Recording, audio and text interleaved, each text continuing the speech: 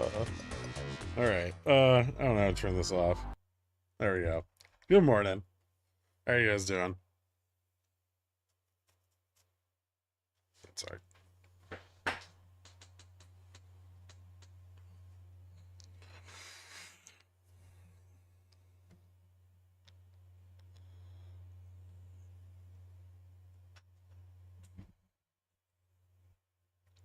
Good morning, everybody.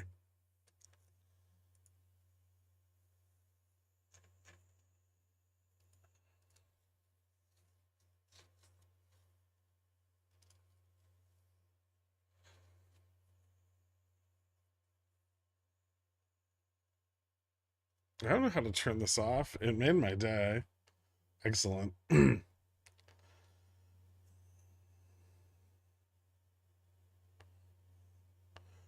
All right. Why are they adding SMCI to the S&P? I don't know. Because it's going up. It's worth a lot of money. I'm not sure it meets any of the actual conditions for being added to the S&P.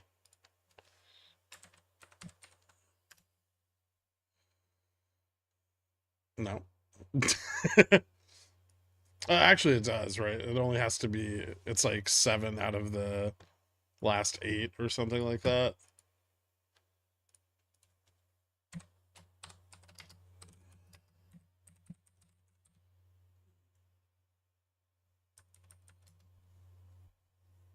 Market capitalization of 8.2 billion.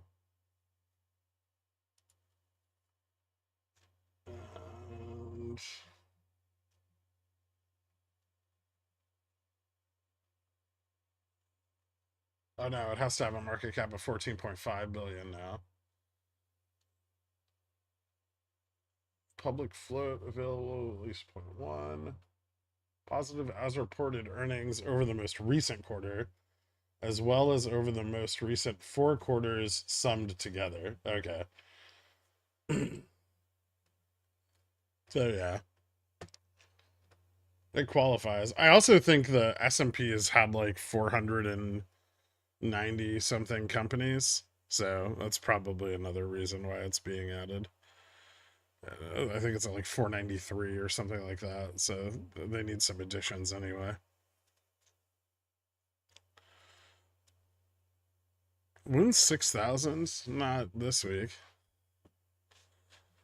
I said Weeble is adding IRA matching as well as futures. Yeah, apparently.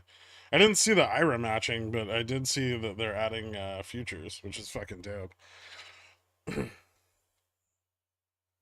If their commissions are as cheap as they are on options, it should be interesting.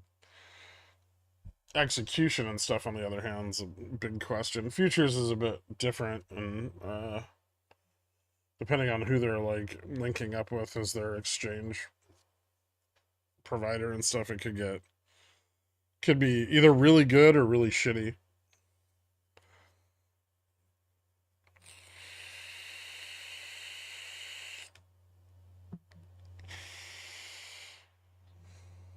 Now you simply won't have an excuse to not trade futures on stream. I mean, I'll probably open up a futures account on Weeble if they add it.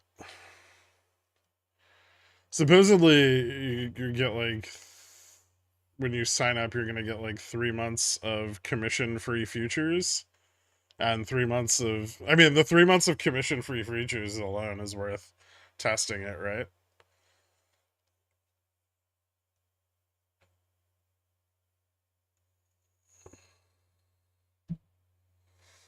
That's nothing. I emailed Weeble Canada.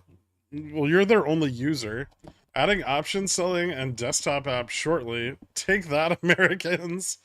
I mean, the Weeble in Hong Kong is the best one. They have all the features that we don't have.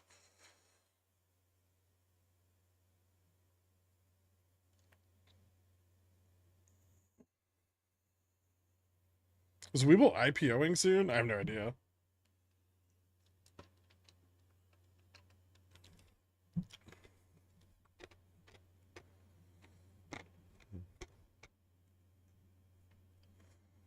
Yeah, teaching people to trade micros shouldn't be too hard, especially if it's just readily available like that. Better yet, if micros are cheap. Three months of free micros is, I think, might alone be worth it. Or at least worth it to test it out, right?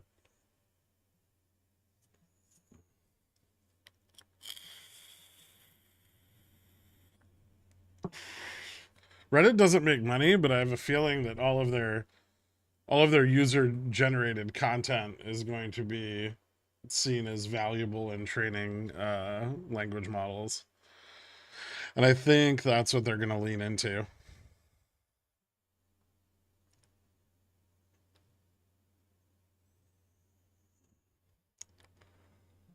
They've been saving all that fucking data forever, right?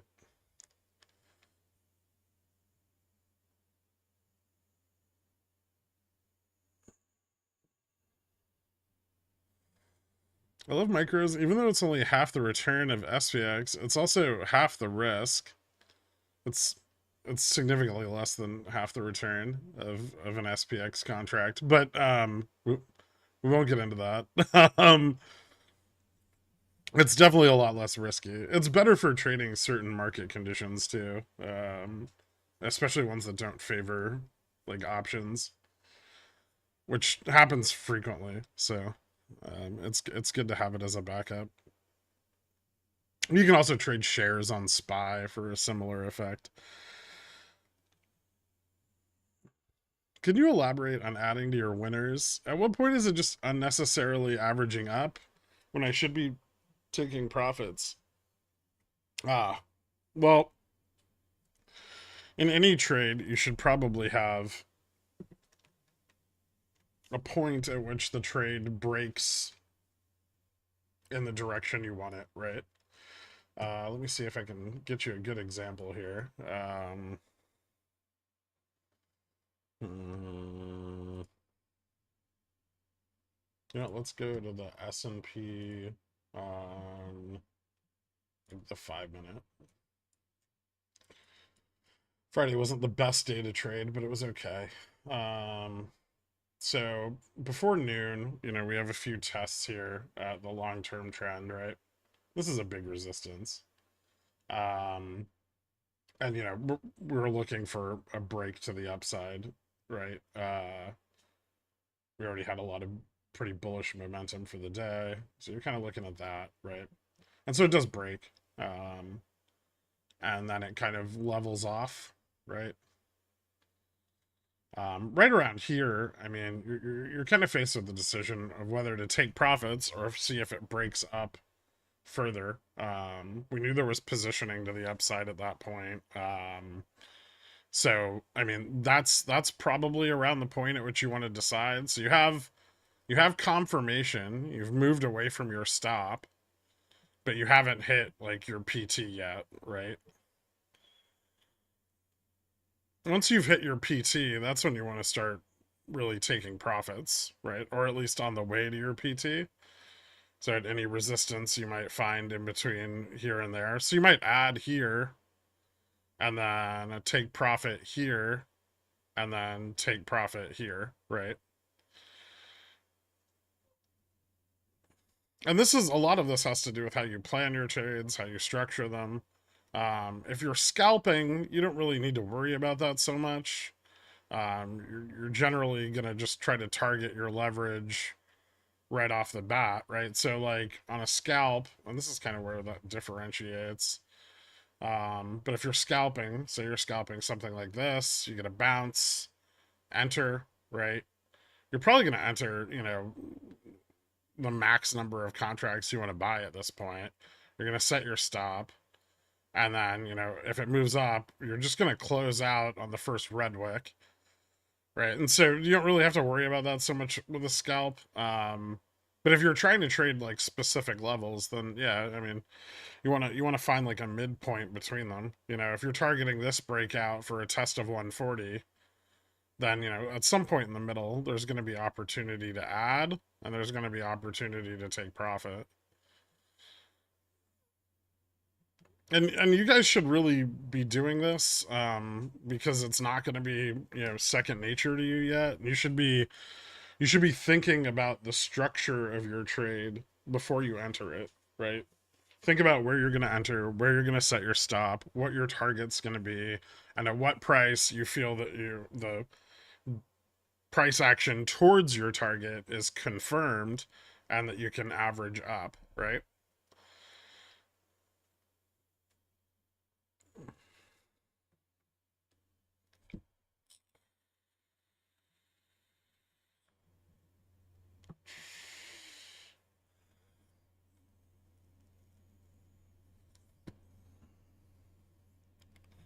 What data? People complaining about shorts and how they can't buy a house? I mean, sure, there's a lot of that, but that's also just the Reddit, the side of Reddit that's like being served up to you, right? By the algorithm. Because that's the shit you're interested in.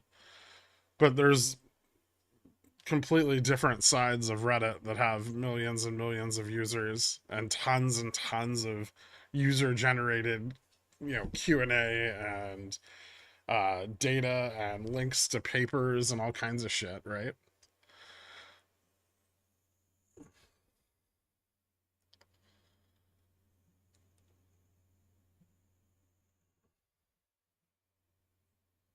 You should get unlimited day trades for MES. There's no such thing as PDT.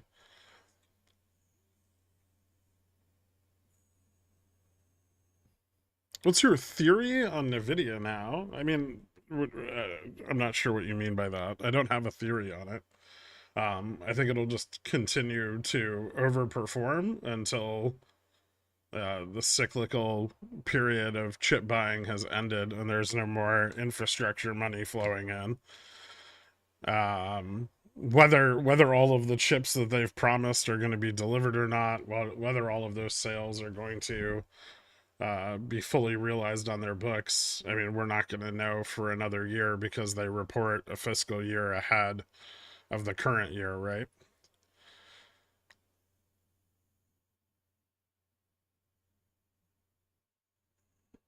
So we can see their price plummet like it did after the whole BTC thing, and like crypto summer and all of that, and the last like big BTC bull run. Um, and we could find out that they didn't sell nearly what they promised, and the price of the stock could tank, or we can see that they met all their sales goals and demand from data centers continues to grow, which I don't think it is, but there was kind of a limited spend expected there. I think Nvidia has realized most of it at this point. Um, but we'll see. There'll also be competition. Other manufacturers and other AI focused companies are already talking about moving towards creating their own more specialized AI chips, right? And once that market becomes diluted, I mean, no one's going to sit idly by while Nvidia takes 200 trillion in market cap, right? Once that becomes diluted, there's going to be far more competition in the space than there is currently. That sounds like risk management. It isn't something the pickle jar has unlocked yet. Some of you have. Our Centaur Girls is going to train the AI. Yeah,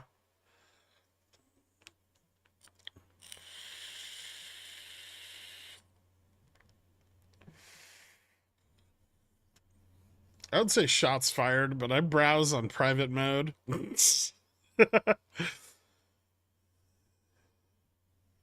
Is PBR a good buy-in opportunity? Yeah, we could take a look at it, I guess. I've been picking some up lately, mostly just because we're approaching like their dividend announcement and earnings, and I think earnings are going to be pretty good. They've shown a pretty strong growth trend since like 2020 over the entire period of time. My initial entries back here in like end of 22. That's when I first started picking it up. I DCA'd through most of 2023. Kind of stopped once it hit like the 1150 range, right around here.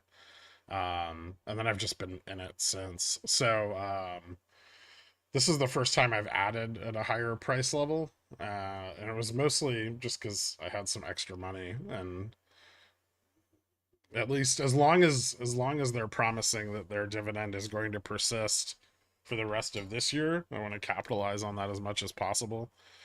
Um, but if this was my initial buy-in, I'm not sure that I would.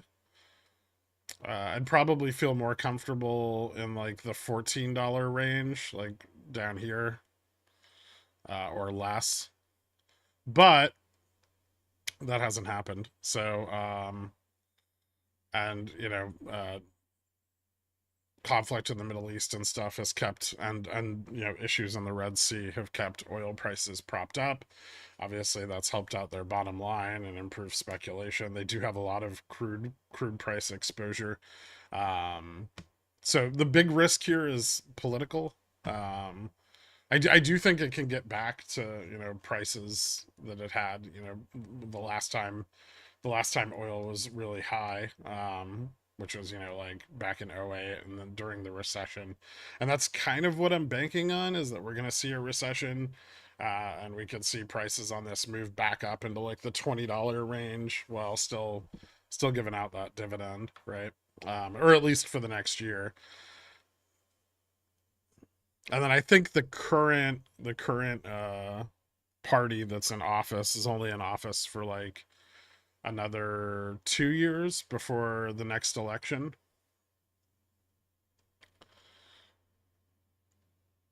But you do have earnings coming up, which is undoubtedly a risk. Yeah, OPEC's supposed to extend production cuts. I know.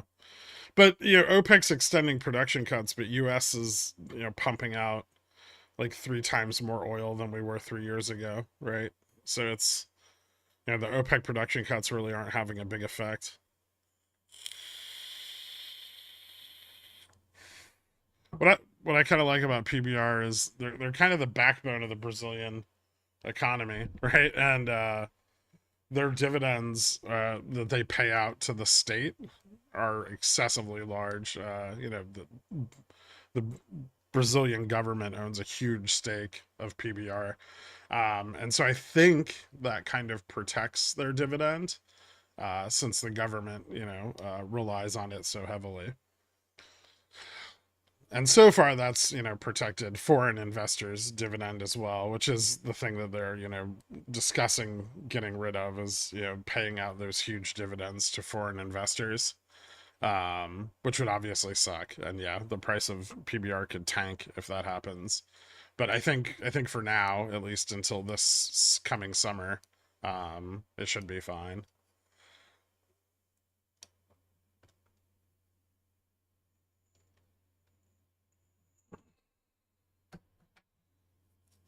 How often do you look at volume profile for your SR levels? Sometimes. And I mostly use options data and stuff, but it depends on the instrument that I'm looking at. I generally confirm volume, like the volume profile, when when building out a chart.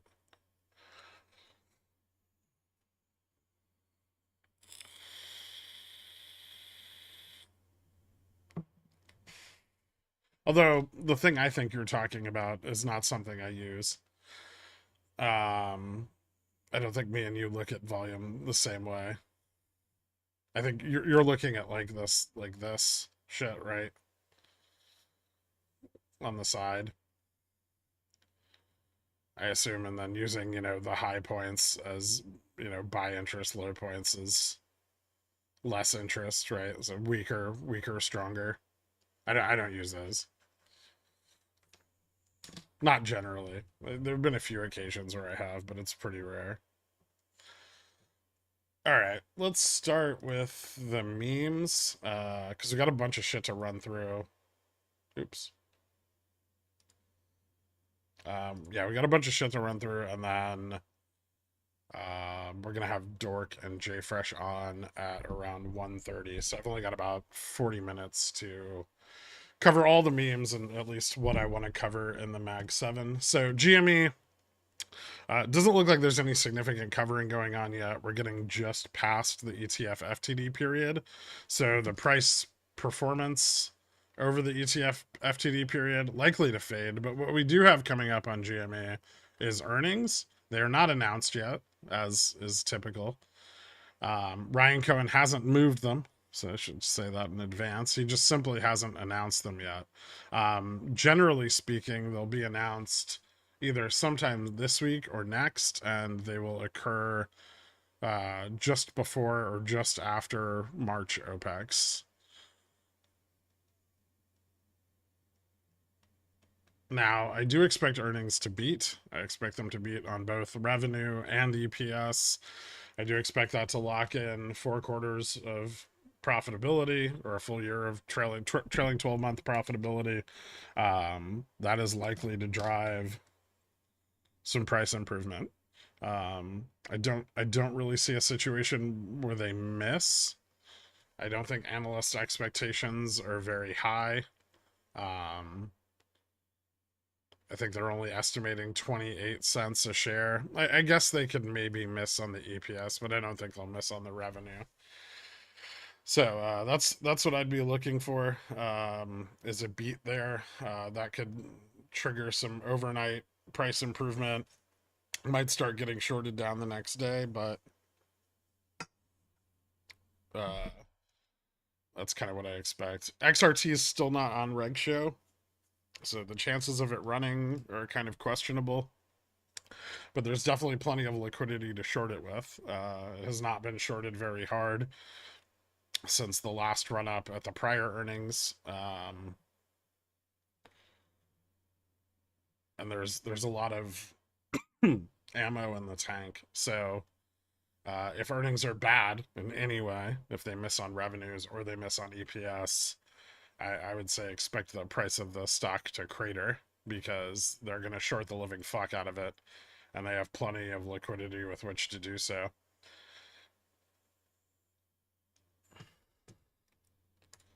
Upstart has held on to 25 pretty well. There was a little bit of covering with the big run in Nvidia. Obviously, this puts a lot of pressure on bots. Although, you know, mostly that's just meant more realized liquidity. We could definitely see this get shorted a lot harder. It just hasn't really happened yet because indexes have been mostly up for the last week. We also had the ETF FTD period, so that probably helped out a little bit. I would expect this week into March, this week, and then the week going into March OPEX, we will see this finally break down through the major resistance at 25, and we can start to see lower prices and head towards that 2051 target. This might actually be a decent opportunity to go short on Upstart. Not something I generally like doing because its price action is so volatile and it's so tied into those really illiquid ETFs that are influenced by much larger players. But I think there's enough liquidity to short here, and I think we're close enough to losing that major level that there could be some money made on the downside. And IV isn't too crazy, so puts aren't completely worthless. But if you do want to avoid the IV crush or the potential of IV crush, you may want to consider, like out of the money spreads or something like that, or at the money spreads, with like 7 to 14 DTE.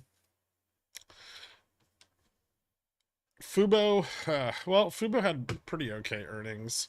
I don't think there was anything particularly bad about them, but the stock was pretty liquid. There's a lot of fear surrounding like the Disney joint venture and Fox, and then the subsequent legal battle that Fubo has embroiled itself in against those entities. That's probably not going to be great for the price of the stock, for the near future. They did beat they did guide higher, but not as high as people would have liked, for 2004 or 2024. Sorry. And yeah, that's probably going to weigh on price action a little bit. I still think there's demand for Fubo under $2. We've seen that a couple times before earnings came out and after the lawsuit was announced.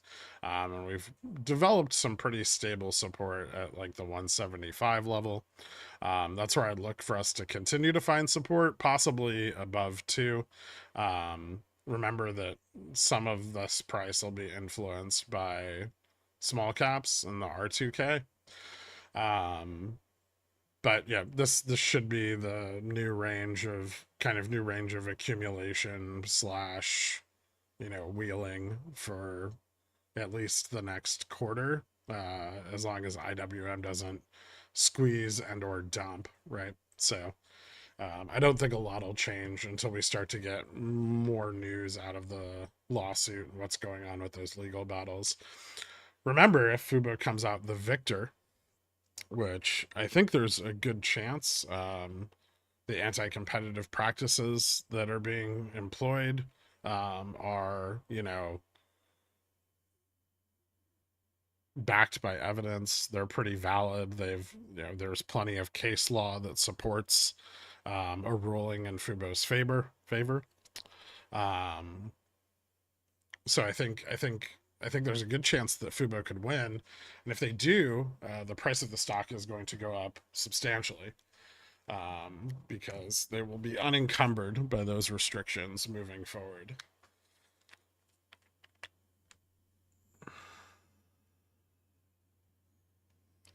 It's up to you. Obviously, it's a $2 stock. I wouldn't full port into it, but I think it's a nice higher risk allocation with a very decent risk reward potential. Um, Top. We haven't talked about Top in a while, but I think it's about time.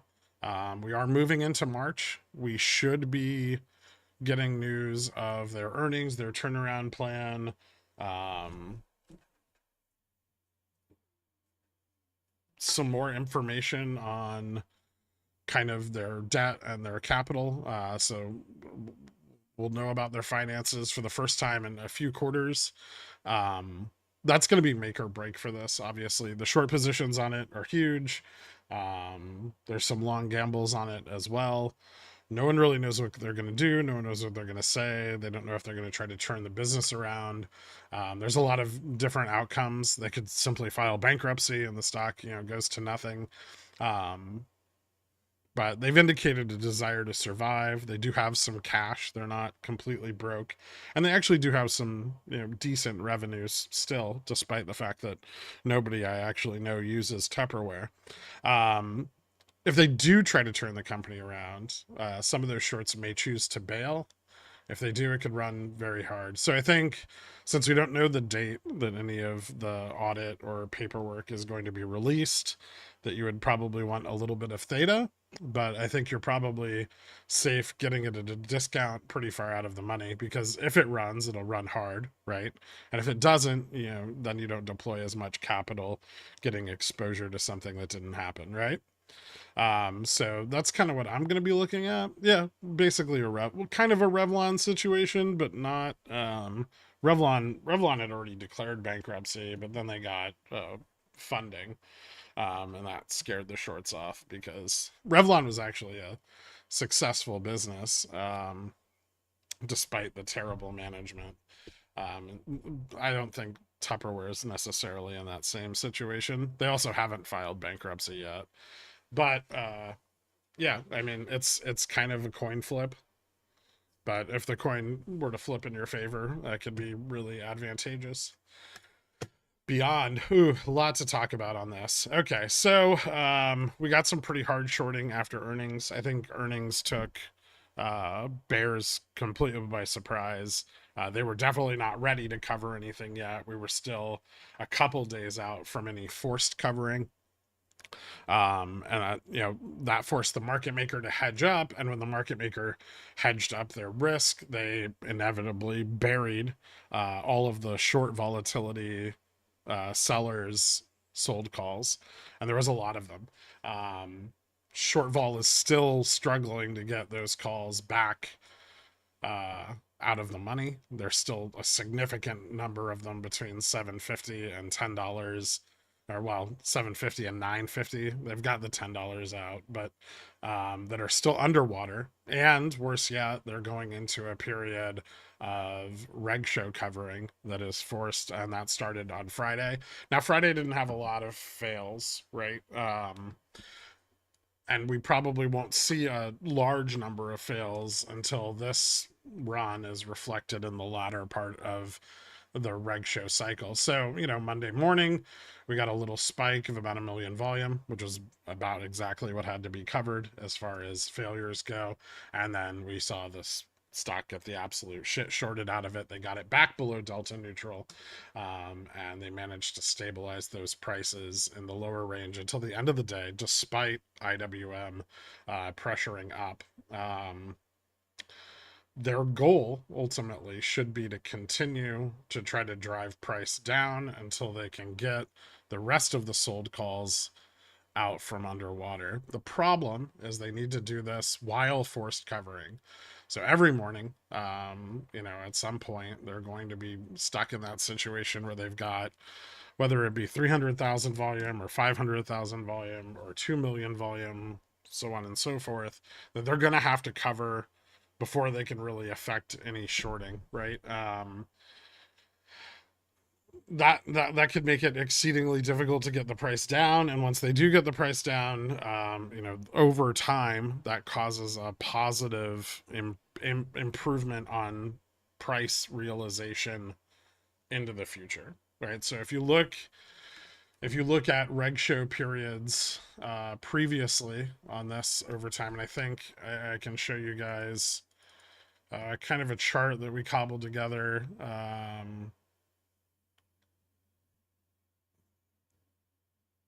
Give me 1 second. That kind of shows these periods.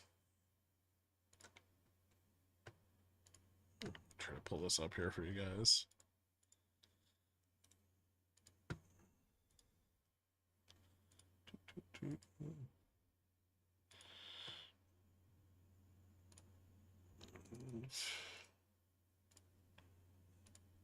Okay. You guys can see that? Yeah.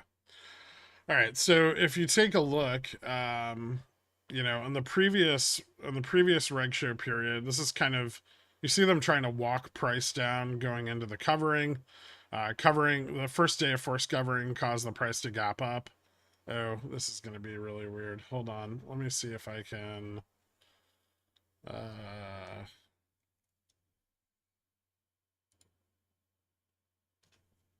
It's going to be all offset.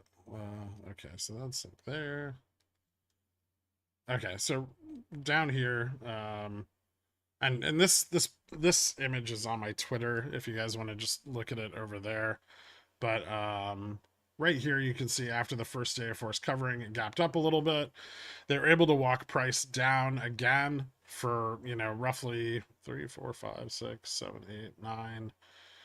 About 9 days, and then after about 9 days, you start to get those ETF FTDs coming in, right? You get that T+6 cycle that's coming online in the background, which is separate from the stocks FTDs, like the underlying, and then you start to see both of those being covered concurrently, and from that point on, you kind of see prices start to rise. And it rose about, from that point on, I think it was about 70% price improvement, right?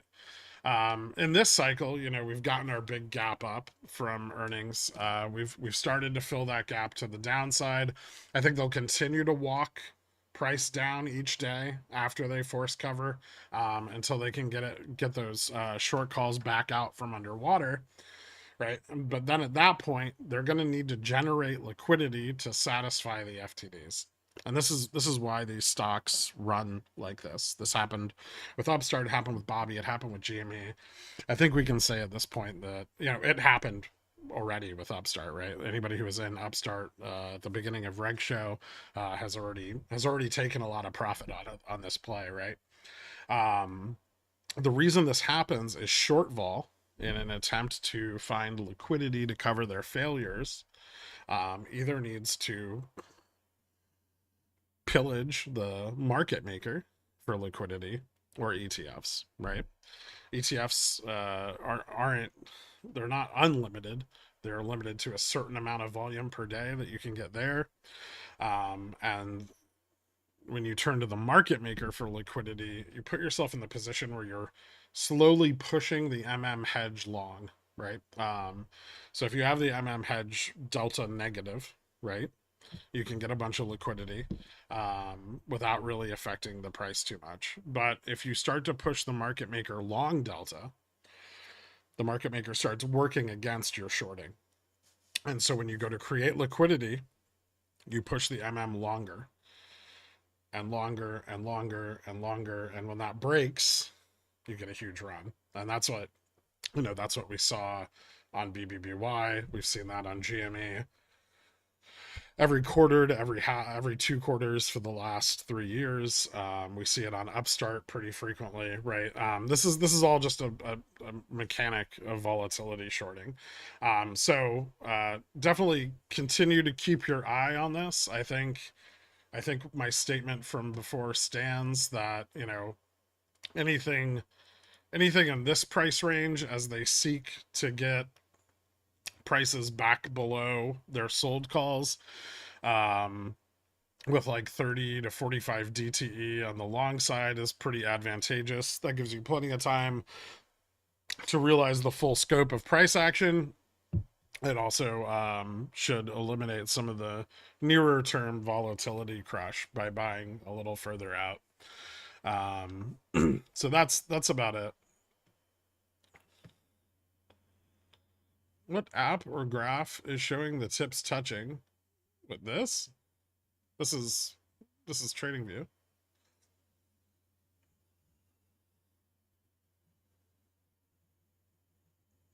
BNet was given a non-compliance notice. Do you want to share any thoughts on that? They might reverse split. They haven't. They haven't reverse split. They've definitely got plenty of time before it's a big issue. But yeah, their price has been under $1 for a while now. I think that's a whole nother strategy that we could discuss at some other point, but there's definitely a strategy from short sellers to get stocks into non-compliance. But yeah, they have earnings on the 7th. I'm sure if they beat, they'll be back in compliance again.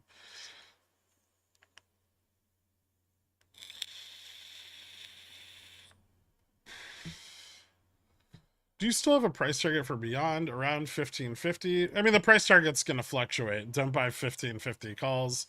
Try to target as near the money or near like delta neutral as possible, right? Because that's the point at which price has to cross in order to realize a run. Whereas, if you're buying calls at Gamma Max, sure, they could be more profitable, but it's less likely that they would realize those profits.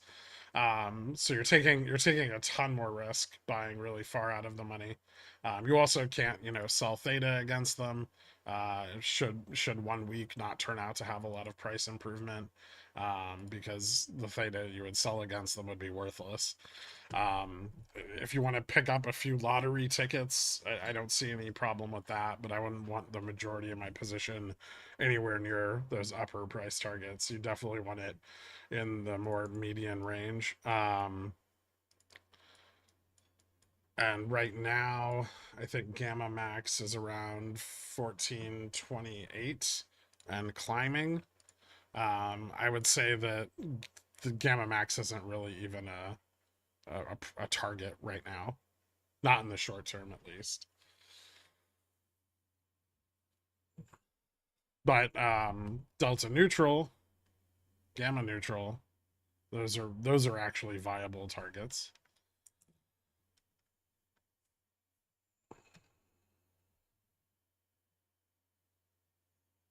How certain of you are a run in 45 days? I mean, historically, it's worked out that way.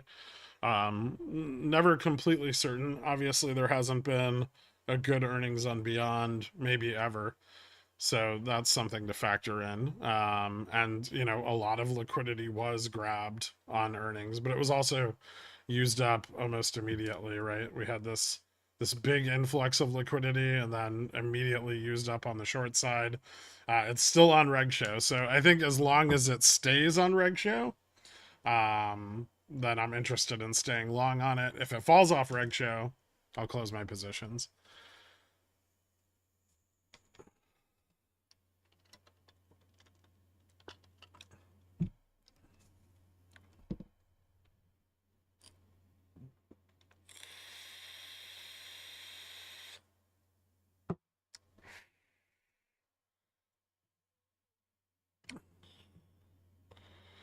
We're just waiting to see if there's a run, and selling credit spreads when it goes above GM be a decent strategy. Sure, but significantly less profitable.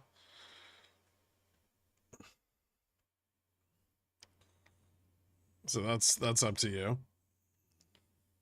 And you're talking about the difference between 10xing a long vol play versus, you know, just getting like a couple bucks, maybe not even a couple bucks of premium shorting vol.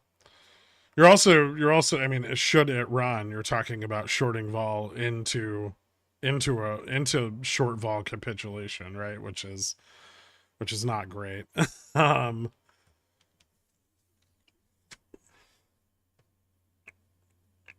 how about after hours on SMCI? It got added to the SPX, or it's going to be added to the SPX. That's why it ran in after hours. Is one able to sync one's broker to TV? I think so. I think they have some brokerages that work with them. You can't trade options through TV though. So if you're trading options, it's kind of useless. But if you're trading like stock or futures, you can trade those and use TradingView as your charts. So that's about it for the memes. Apple has continued. We've talked about this for about 2 weeks now. It's been continually grinding down. It is now finally at major resistance, which it lost and regained both on Friday. This is also where delta neutral is on Apple at 179. I would expect that we're seeing a little bit of call buying come in, a little bit of improvement in charm, so probably some call buying in the OPEX period. We're not seeing things I don't like is that we're not seeing a lot of short put selling, and we're not seeing a lot of improvements in gamma. So most of the calls that are being bought on it right now are being bought further out tentatively, hoping for a turnaround. I think this is a good level for Apple to find some support and get a little bit of a bounce. So if you are currently still in short calls on Apple, you may want to take that into consideration. If you're far enough out of the money, you might not have to worry about it because, like I said, the call pressure coming in is still very light. But this does look like a kind of a turnaround point.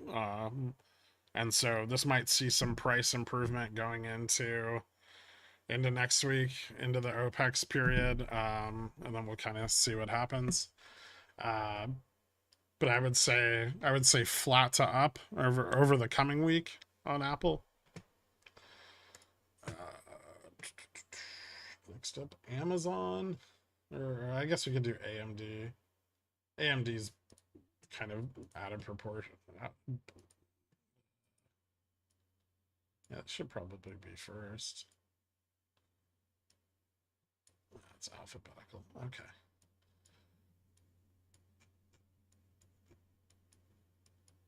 AMD's completely fucking blown out. It's well above Gamma Max. I know it. Some of the Gamma and some of the Delta fell off on Friday, but call buying staying pretty level. Short puts on it have been closing pretty rapidly though, so I would think that somebody is expecting a turnaround, or at least they're taking profit on short vol, or well, short puts.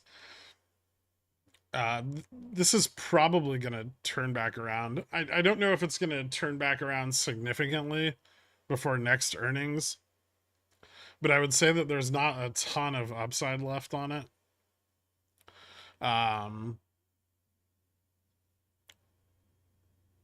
Volatility is high enough that you could probably go out of the money with some short call spreads and make profit on that over the next week and then confirm that it's hitting a downtrend.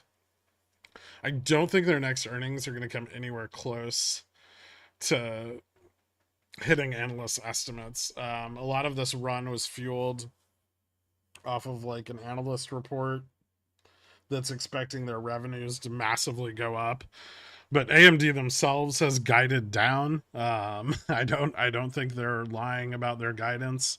And I think at the next earnings, people are going to be pretty underwhelmed, or at least anybody that expected them to guide up is going to be pretty underwhelmed. Right now, though, they still have the advantage of being Nvidia's only significant competitor. And I mean, even at that, they're only holding up 10% of that market share, right? So,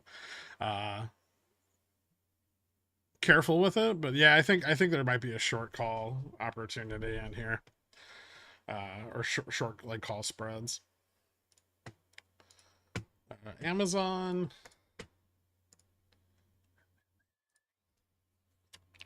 Honestly, Amazon's just looked pretty good.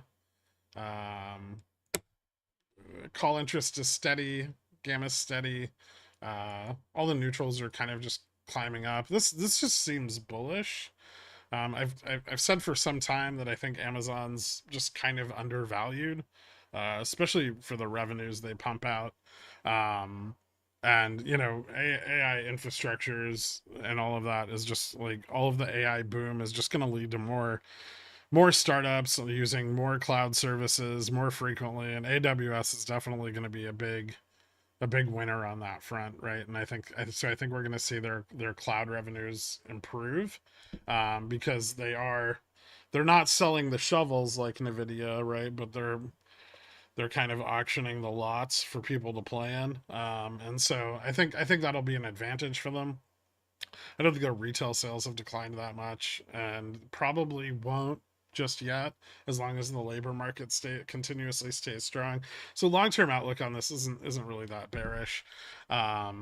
Short term, I think just continued slow price improvement. For the last couple of weeks on Amazon, I've picked up just like $5 debit spreads at the beginning of the week. Those have been pretty good. I've sold some puts on it. There was one week where it trended down all week and I lost money, but the other couple of weeks it did pretty well. Sometimes that could be a strategy for, kind of just capturing slow upside without burning up too much theta. You could just go long the underlying, which I guess is an option, but that carries a lot of allocation along with it. So, but I still think it's pretty ripe for put selling. I don't think playing at the money calls is all that bad on it, but I wouldn't bet on targets that are too far out of the money, because even though it does look like its price will improve, it doesn't look like it's going to improve substantially. Like slow growth, like 2% a week, 3% a week, something like that.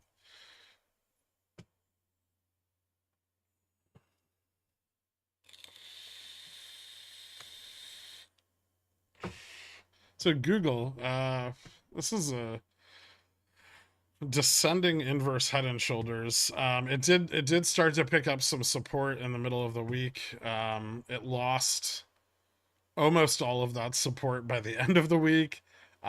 This one's tough. It's not really benefiting from the AI narrative, but it's undervalued, right? And so there are people that want to come in and buy it kind of in that 35, 36, $37 range. There's still a decent number of buyers because it's so cheap, right? Especially compared to the rest of the Mag 7. I think it's trading at one of the lowest PEs. And they still have a huge moat. They're still a monopoly, right?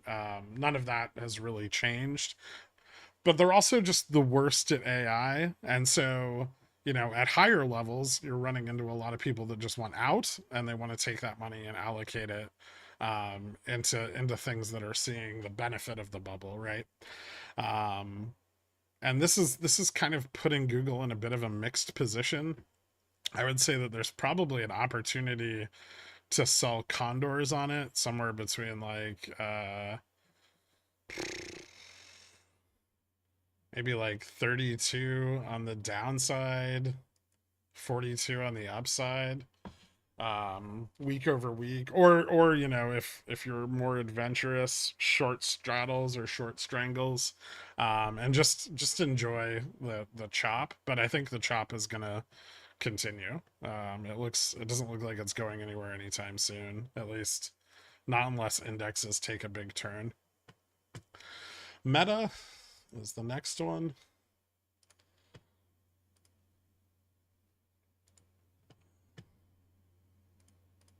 This is another one that's just kind of stayed bullish. There hasn't been any significant turnarounds on it. I will say that it is getting close to the upside range. It's starting to lose a lot of short put positioning, um, which means there's definitely a little less confidence that it's going to continue to move up. And delta on it's just gotten kind of flat. The options interest coming in is almost equivalent to the options interest falling off. And nothing's really changing, but it is close enough to ticking over to the negative side that I would be wary of continuing to play the upside on it. If just a little bit of the call delta currently on it falls off, there's a good chance that Meta will dip. I don't know how much it would dip. Probably not a lot, but it could fall to like, oh, maybe like 478, 475, something like that. It's about $25 a range on the downside. Yeah, funds are. I mean, and this behavior looks like that, right? Like the pullback on some of the most bullish Mag 7 stocks, we're seeing a lot of short puts pulling back, right? And that total Vega exposure on the move positive, which means long puts are coming in.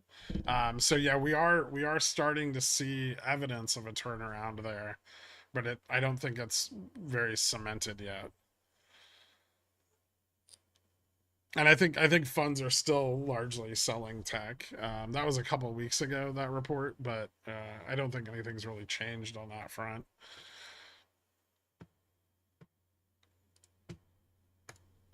Microsoft, this one's usually not very interesting as far as the options chain goes. I don't really know if there's anything worth covering here for me. Um, Delta's kind of flat, Gamma's kind of flat. Still looks bullish but very slow. Um, not shouldn't be a lot of surprises on it at this point unless there's some kind of news or something. But I would say that the call side positioning looks stronger than Meta. Um, this one's probably like slightly bullish over time, but we shouldn't see any massive price improvement on it again unless there's some sort of news. It looks pretty stable in its current trend. Netflix, not really part of the Mag 7 here, but I know it's something we've been interested in. So the last couple of days on Netflix have seen a lot of call interest take profit as it moved above the 600 level. What we haven't seen yet is a lot of short calls come online. Um, so it appears that they're perfectly happy with these levels so far. We'll probably start to see short calls come in this week after Friday's big run to the upside around the 625 level. Gamma neutral on this is still down at 573, so there's a very, very, very wide range for the mean reversion from Gamma Max. Over the last 2 days, 3 days, bought call interest has fallen off very, very sharply. Now, again, Netflix, a lot like Microsoft, isn't entirely influenced by its options chain. It's also kind of illiquid. Um, and it has a lot of ETF exposure, and those are all influencing price improvement as well. But I would say that the drop in call interest definitely indicates a heavy amount of profit taking, um, and that's going to be right as we kind of approach. We're getting pretty close to that 622 level, which is a very old support resistance from way back in like 2022. I would kind of look to that for a rejection, and that might be about the point where we start to see short calls come in. So it's still a little bit of upside left on it, and then we might see some short calls come in. If we get a strong reversal off that resistance, I might look to like 615, 600 for puts, because it could pull back to the bottom of the trend here.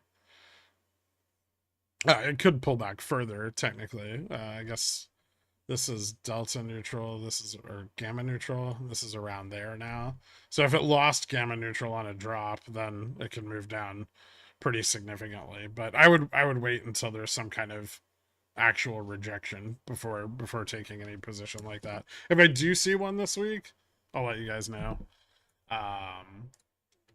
Shorting Netflix is always an experience. Nvidia. So Nvidia squeezed out short calls at 800, 810, and 820 as of last Friday. This should give it plenty of momentum to the upside over the next week. I know we saw a lot of call buying come in. I know we saw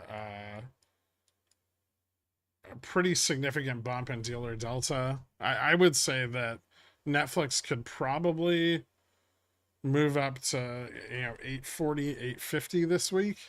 I think it's well on its way there already. A test at the top of the like technical trend here would be about 860, so that seems pretty reasonable to me. If it hits the 850s, blows past it a little bit, and then we see short calls coming at 850 on the backside of that move. But I would say that's the upside target that I would have for this week is somewhere around 850, 860, provided it breaks this level. This, I guess we could mark this as a resistance of the prior high.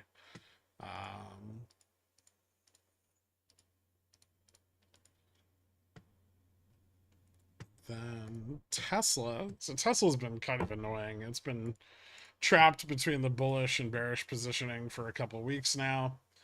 Ever since that initial post earnings drop. Honestly, it might just stay stabilized here until we get the next earnings. It seems that bulls have built up some pretty significant positioning around the 200, 190 to 200 level. Bears are mostly below that. I think gamma max, delta neutral, those are still down at like 190 right around here, like 192, 193. And the bulls lose a lot of their positioning at 200. So if this breaks down and loses like 197.50, then you may get a continuation to test gamma, delta neutral. But for now, it just kind of seems stuck. There's a lot of sold calls at 205. There's a lot of bought calls at 200, 197.50. And it just seems to just be chopping in between those two. So unless it loses that range, now if it breaks up above 205, that would be bullish. I would say that would open the range to probably like 225, 220, 225 on squeezing out those 205 sold calls. So that's something else to keep an eye on. But those are the two levels that I would say are really important here. Otherwise, I just wouldn't play it, or maybe you could bet on this continuing for another week with just condors. That would be an option, or short puts. Short put butterflies. No, maybe not butterflies. I think the range is a bit too wide for that. Probably condors or short strangles. Will the class action lawsuit against Apple have any effect on price action for Monday? What class action lawsuit? Apple's probably got 500 lawsuits going at any given time. I don't know which one you're referring to.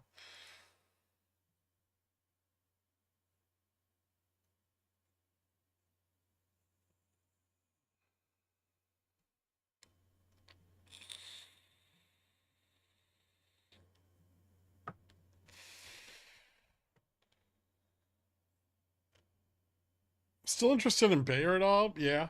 Yeah, I am. Weird $2 spike overnight. I mean, overnight spikes are not important.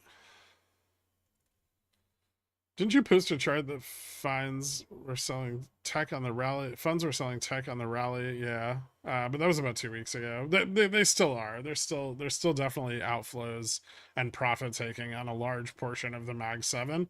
But that doesn't mean that all of them are getting any signs of bearishness, right? I would say across all of the Mag 7, the only ones that even look remotely close to bearish are maybe Apple a little bit, and maybe Meta is almost getting there. The rest of them look pretty bullish. And then Tesla looks kind of shitty. Netflix isn't really part of the Mag 7. That one might start to turn bearish soon, but the rest of them all looked pretty flat or bullish. And that's important, right? Because that's like 40% of the like Nasdaq 100. So it's definitely something to consider as we go into this week. Money has to go somewhere after taking profits. Bonds, treasuries, back to the bull train. I mean, the big drop in treasuries at the end of last week would tell me that some of it, at least, is going into treasuries. Although I think part of that's the fact that the dollar spiked up so hard, and Japan and China probably had to take even further action to protect their currencies, which are starting to slip out of those controlled ranges. The yuan traded several times this week outside of that 720 range. USD JPY pressured up against 151 a bunch, and I think their target is 148. So, and it's still holding 150. So Japan and China at a minimum are going to continue to be buyers of U.S. Treasuries for the time being, until something moves dollar significantly, right? We've had a lot of moves on the dollar between like 130 or 103.50 and like 104.15 ish. Um, this week we have labor data. If the labor market still continues to look red hot, that could definitely start pushing the dollar up towards the 105 level, and really start to pressure those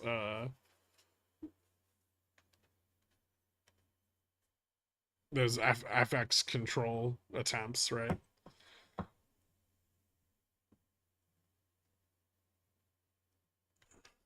Yeah, gold's been performing pretty well. We talked about this a couple weeks ago. I talked about long gold as a hedge against upcoming currency risk and potential recession.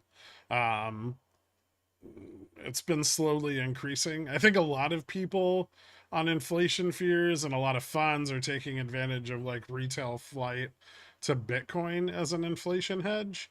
But ultimately, gold is still the de facto inflation and currency hedge for central banks. Um, and that market is substantially large and liquid enough to support those positions, whereas Bitcoin is not. So I would expect that in the background, we'll continue to see gold climb as fears around global recession and global like currency risks continue to escalate. No, but I'll probably put out a chart tonight and beyond with the updated DNGN.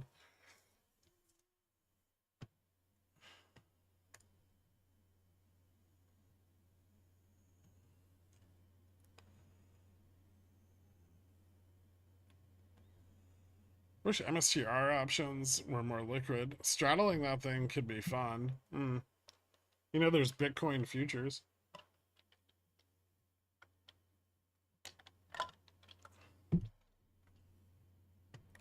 All right.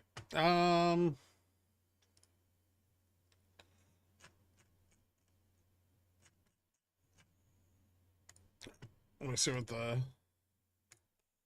guys are up to, and we can start moving on to the macro stuff and ES and all of that.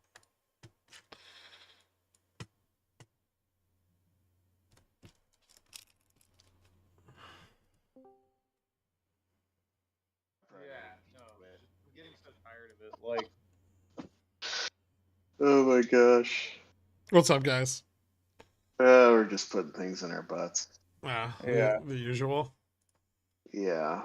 It's a good way to start a Sunday, I suppose. Yeah, I don't disagree. oh yeah. I just did all of the everything really fast. But it looks like I still went 6 minutes over. I tried. Yeah, that's cool. We're just in here talking about all sorts of stuff. Okay. Fun. Yeah, it's always good to get Dork on the phone every once in a while so that I can figure out all the things he's been texting me throughout the day. He sends you like 500 messages a day, and I assume you respond to none of them. 0, yeah. Oh, 0. okay. No, I jump in every once in a while. I'll jump in if I have like a strong opinion about something he's working on or some direction he's taking. I'll provide my opinion, but otherwise, I just look at the data and I don't know what to do with half of it, and the other half it looks good and he's on the right track. So I just don't respond. I figure silence means that it's like a silence is a very, very gentle nod of approval. Mm-hmm. That's actually 100% correct. See, I think it's when JFresh doesn't respond to the thing I send him, I assume he's just ignored it.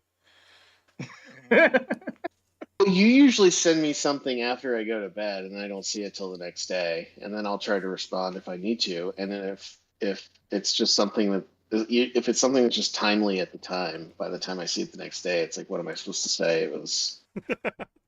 Well, I also don't want you to be my math daddy the same way Dork does. So there's a difference there. Yeah, it's very true. JFresh is not my math daddy. He's my context daddy. I want you to know that JFresh won the. Yes, he won I thought I this did. week. I didn't remember what I put. Did I put 5150? Yeah. Yeah. God fucking damn it. Actually, you know what? Dork won. Well, no. What? You're tied. Ooh. What did you put? Oh no, 137. You're not tied. I think he's 5110. He's 5110. You're 5150. Yeah, so you're just slightly closer than him. You win. I take it. We should have a little trophy that we just mail to each other next day shipping every week.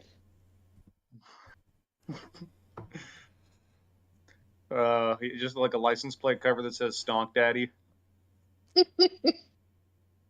Yeah, or like when people the Biggest Loser in like fantasy football, they get like the golden toilet. Are we doing a 5150 album cover stream card? No. That's just bad taste. Yeah. So everybody's all bowled up. Yeah, everyone's never going down again. That seems to be the consensus. I would say we've entered the region where we've entered the region of aggressive bullishness, where not only are people euphoric, well, I don't know about euphoric, but definitely manic about markets going up, but they are also angry at anybody else who doesn't think it's going to keep going up forever. Aren't bulls? I feel like bulls are always like that, though. Yeah, maybe. I think that's like always the case. Like if you're like, no, bulls are like, oh fuck you, man, and like they'll just yell at you and argue, right? Because I mean, if you think about everything in the market as like the way super stonk played out, right? If you remember the early days of Supersonic, imagine saying, I think GME is going to pull back or the price is going to drop, you know? Yeah. And remember the pure hatred and vitriol with which you would be met. Yeah, I do Yeah, actually. it's like that, right? I mean, bulls are just always kind of assholes. My favorite is people who are smart don't make any money because they're doing things like assessing risk and value. And I just think that's so hilarious to me. There's no way, like sure, in the short term anything can happen. It's all momentum and flow based. But there's just no way in the long term that risk and value doesn't matter and that this idea that we can't all come up with, some constrained form, agreeable form of risk and value between each other. Well, this is the thing It, you don't understand, and I'm gonna assume because it's just because your lack of EMT training. Um, but this is a bull market, and all of the best plays everybody's been in since before they were the best plays, and they sold everything at the peak and realized maximum profits every time. And if you say anything that goes against that narrative, especially on Twitter, you're a shill, you're a nasty, grumpy bull, and you got a tiny penis. yeah, Yeah. I do. Hold on, I gotta find. There's this one. My yeah, I don't know. I guess I just. I mean, you should really take some EMT training so you could get better at options. What is EMT emotional? What? No, What is? no, I was making fun of Citrini because he's an EMT. Have you He missed that? is. Yeah, yeah. That's like his I day don't know. He job. blocked me a His long. He blocked me a long time ago. I have no idea. no. I don't know anything about him. I His haven't. his day I'm like a job month behind. his day job is saving people's lives in an ambulance. But by night, he enters the best options positions in the market at the perfect time every time, while Okay. providing zero proof or time in sales. Okay. Anyway, yeah, I don't. I don't. He talks a I lot of don't shit really about want to. you, so I But that's the assumed. thing. I don't get to see any of it because he blocked me. So I Uh, don't know why he's doing it. But I don't think. well, he I don't blocked you, really but want our. he still needs the contentious relationship to continue. It just needs to continue one sided.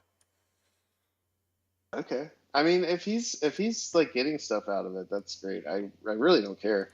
I also I don't know. I love like flinging shit on Twitter just because it's fun and they're all imbeciles, so it's just a lot of fun.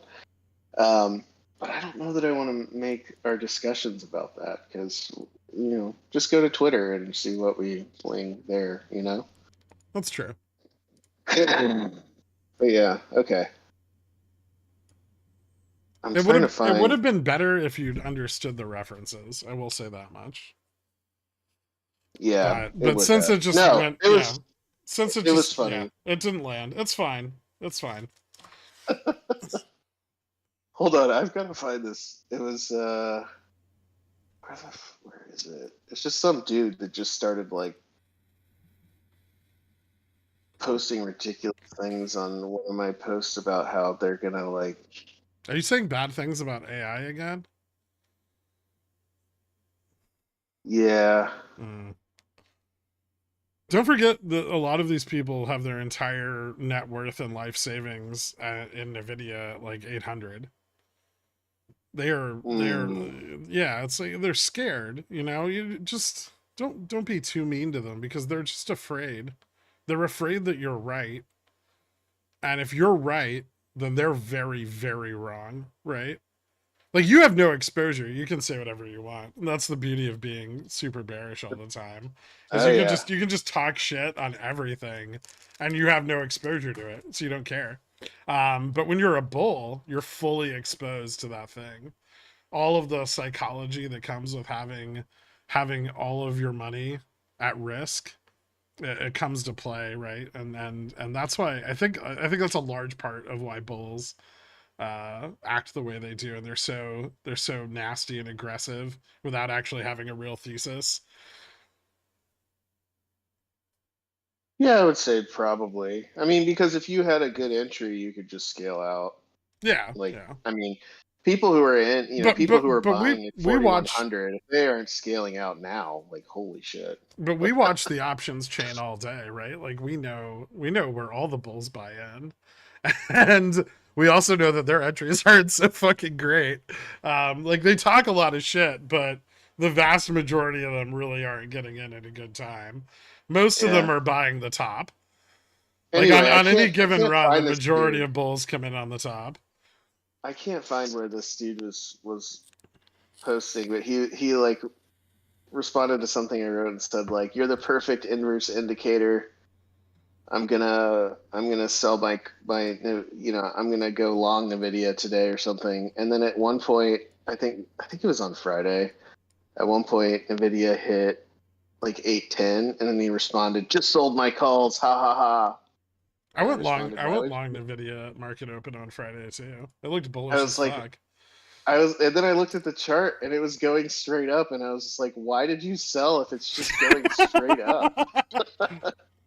And then he responded, "Oh, I'm just phasing out. That was just my first bag, you know. I just sold more." And then I came back later and it was still going up. I'm like, let "What?" me let me let me direct something in the chat here. Anytime you guys see a stock run, right, and everyone's really excited about it, and this is, like, let's say this is like 5 days of price improvement. Now you'll see everyone start talking about it, and they're all really excited. But I will tell you right now that the majority of them have bought right here, not back here. Now you'd think that they bought back here because they're so excited. No, false. This is where they've entered. This is why they're so angry when the stock then goes like this.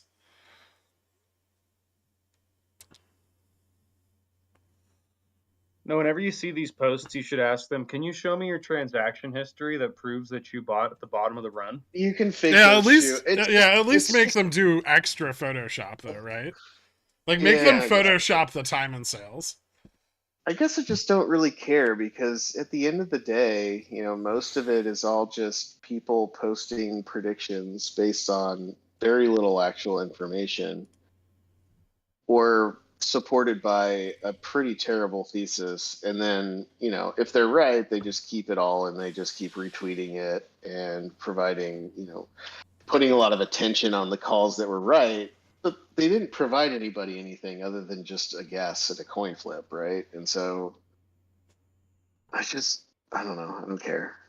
I That's just fair. like to write about the data because it helped by writing it and sharing it with people. It helps me try to interpret and understand it myself. But I would rather just post data and let people use that data in their own way. That seems more valuable You because mean like that's information. unbiased? Yeah. I mean, Oh, ideally, but if you're not biased, how are you supposed to generate vitriol and interaction?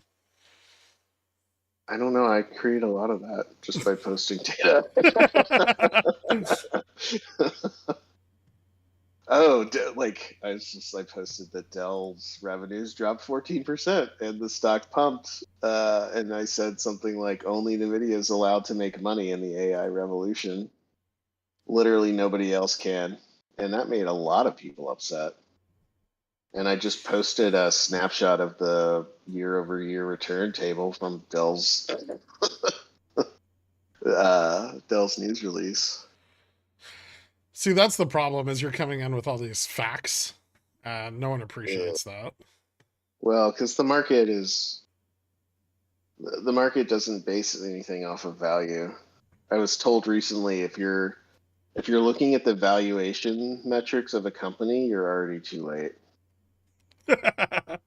I don't know. I'm not really sure what that means, but I'm assuming it's not going to end well. It just means go long anything that says AI. Ugh. Well, now everybody's longing Micron, which Micron doesn't make any money, and they don't report earnings They never till March have 20th. they? They don't. Yeah, well, I'm assuming they've made something at some point, but they are not a growth company. Oh. And their earnings aren't until March 20th, but they're already starting to pump it. So it's like, what do you do? Obviously, nobody's longing it for any reason other than AI. Buy And they're, two calls, one put. I guess so, yeah. Right? I mean, that sounds like the right answer. And then if it pumps, you're twice as long, and if it drops, you're half as short. Mm. I like where my head's at on that, at least. It's definitely not going to stay flat from here. Right? Yeah. I mean, if this is the new hype. But it's so funny that everyone's pivoting into like, oh, all these other companies have to start making money from AI, the AI build out, because they provide components for it. It's like the quote unquote AI build out has been happening for over a year now, and none of these fuckers have made any money at all. So Yeah. I don't know why they're going to start now.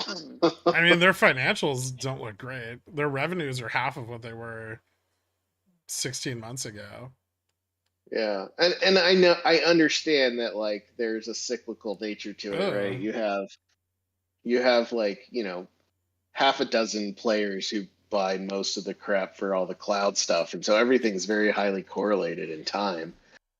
But they're all delaying all their capex expenditure because they just had to pay so much for all these GPUs. So they've all pushed out their capex on everything else from 4 years to 6 years. Jesus fucking, why is this stock going up? they have their like worst revenues in the last like almost in the last decade, right? Like in the last 6 years, their total revenues are at the lowest point. Their gross profits are at their lowest point. And negative, mind you. Operating income is also negative and at its lowest point. Net income is negative.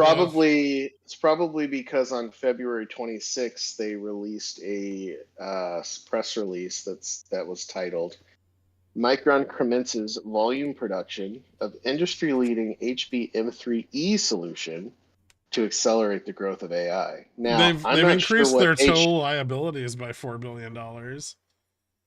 I'm not sure yet. I'm going to have to read what HBM3E is, but I recognize that just by going to look that up, I've already done more research than the people who bought Micron because it already says AI. What more do you need? Okay, well, I'm going to tell you what I see here. Is I see negative free cash flow.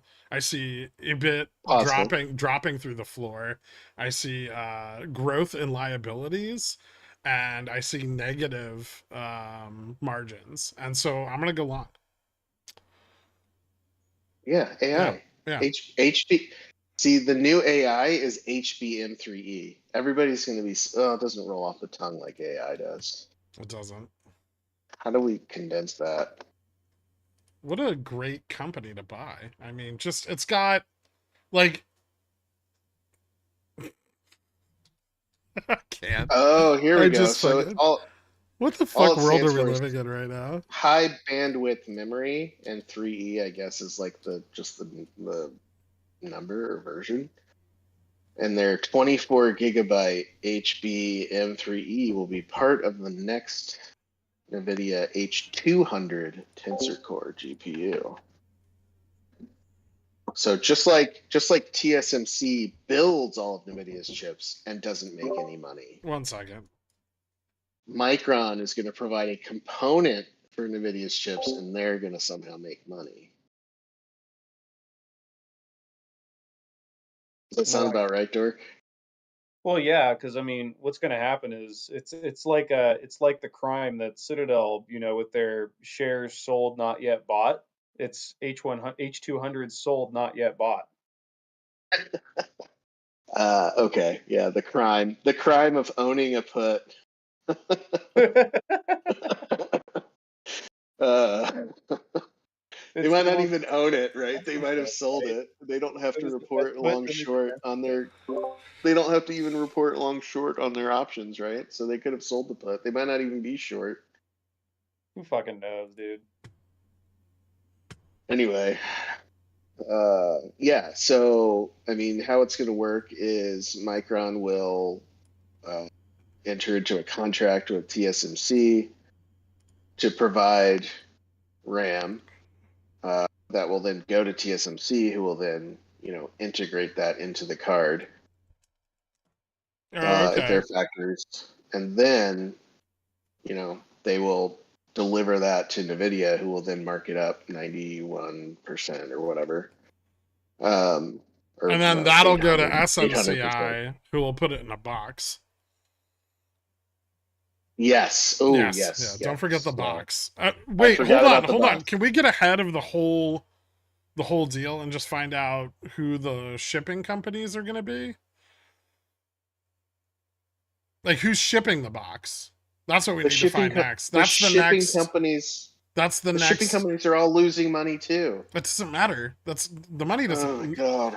Listen, this company hasn't made money in 5 years, okay? And they're up 20% in the last week.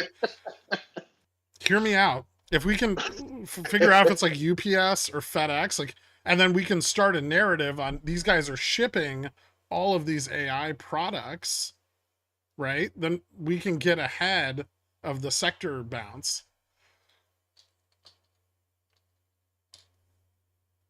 Is it DHL? What if it's DHL? I don't know. Actually, you probably need like some sort of specialized cold shipping, right?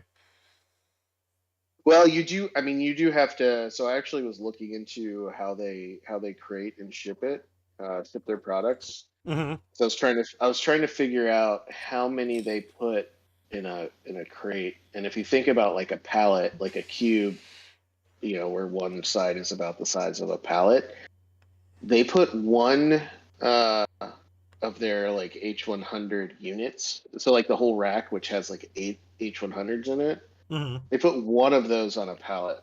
Yeah. And you have to, you have to be really careful with temperature and vibrations, probably more so than anything. I mean, they're just 4090 Ti's. I mean, it's not like you have to be that careful. But if you're selling something for, 800 grand, you probably want the package to be fancy. So yeah, Russell, my Jimmy's is right.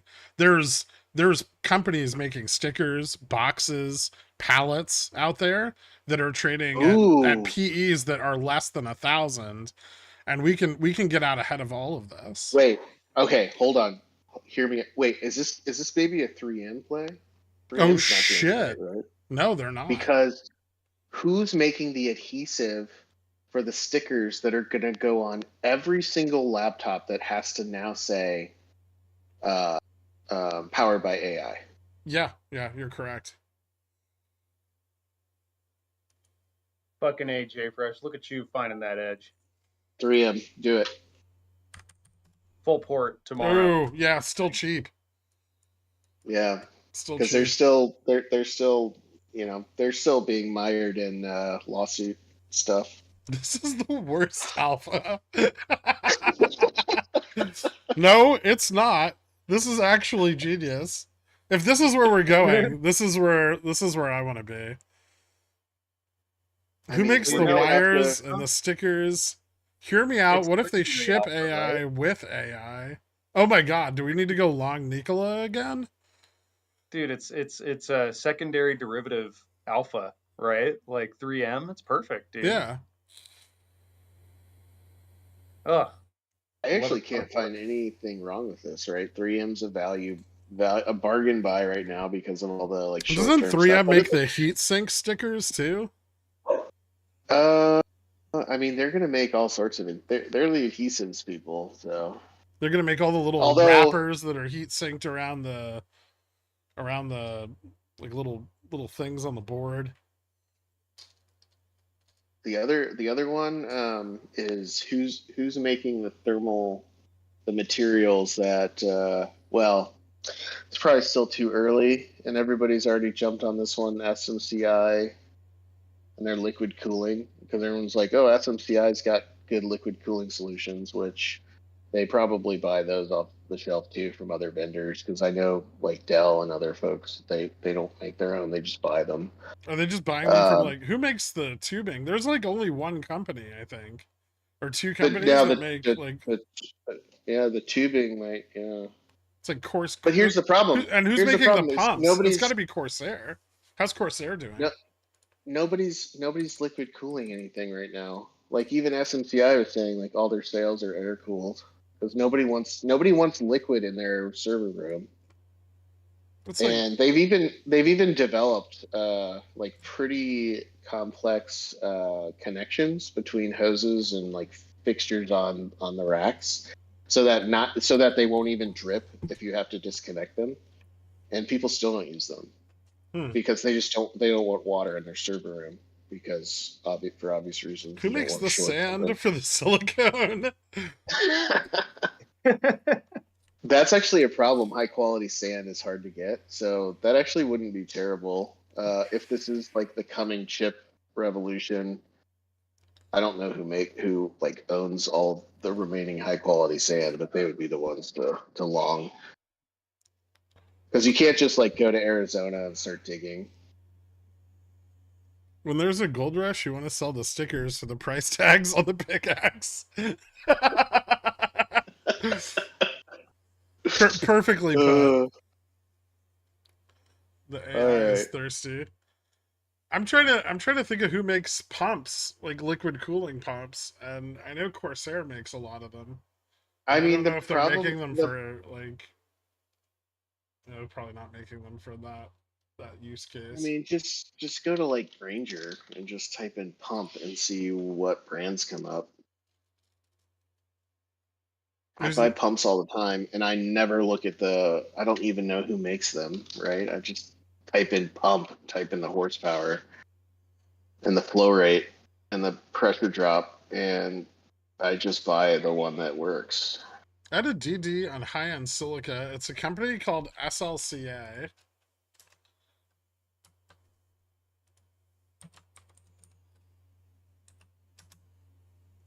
Rocketing. Already rocketing? Already rocketing. God. So 3M's it. 3M's the next play. So the next 15%. AI play. The next AI play is 3M. It's the company that makes Post-it notes. Who makes the little heat shrink wraps for the transistors? Is that 3M too? What heat shrink for transistors? Nobody's putting heat shrink wrap on transistors. They do. That's how they label them. Like like on the boards, the little like the boards, because the transistor is like a little piece of teeny tiny little piece of silicon on the chip. Whatever those you don't things want to are. Put plastic in there. They look like that.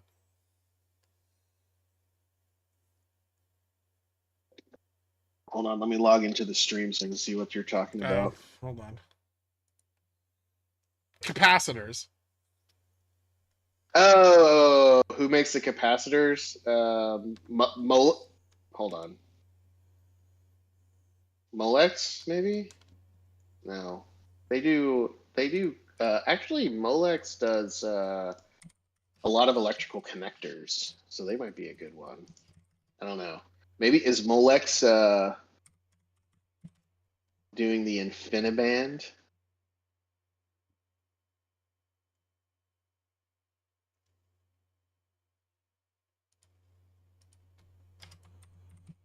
InfiniBand. Let's see what Molex has been doing. Oh, they already popped. Damn it. They went from $30 to $38. Maybe they'll pop more. I don't know.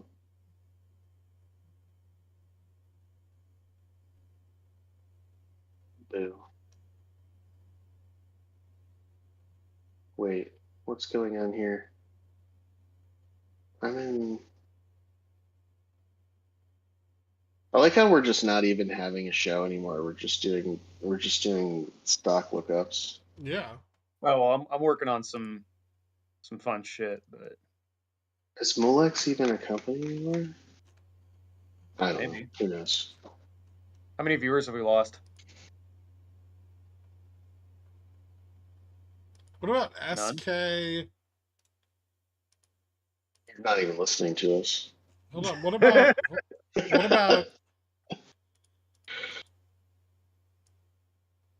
what about SK Hynix?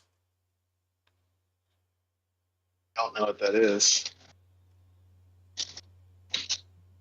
What about Lenovo, HP, Quanta? Lenovo and HP also aren't making any money. Yeah, but that doesn't matter. Right, but if Dell already popped, I would imagine they've already popped. Quanta Services.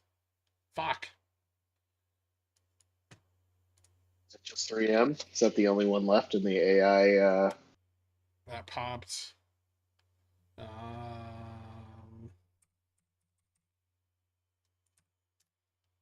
Ooh, Hewlett Packard hasn't popped yet. Really? Yeah. They're starting to go up. Lenovo hasn't rocketed yet. Really? Oh, fuck. Where the fuck do you buy SK? SK Hynix. There's got to be like an OTC for this, right? Sure.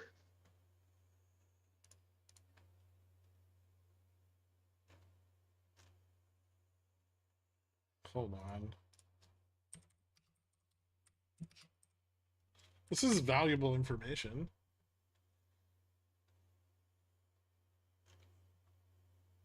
Yeah, pretty much any I mean if Micron ran, just pick any other well, I don't know, are the other chip makers making AI RAM, which is special? I don't know. Samsung might be, right? Samsung hasn't made any money on chips in God. Yeah, they're way too honest on their earnings reports. None of Isn't these people. isn't None of these Samsung's people. earnings on Hold on. chips down like 90%? None of these people have made any fucking money. All right, let's be really clear. But that's not Texas what we're. Instruments could be a good one. They don't make any money, but they Okay, so sell you can only buy SK Hynix on the Korean and Luxembourg stock exchanges.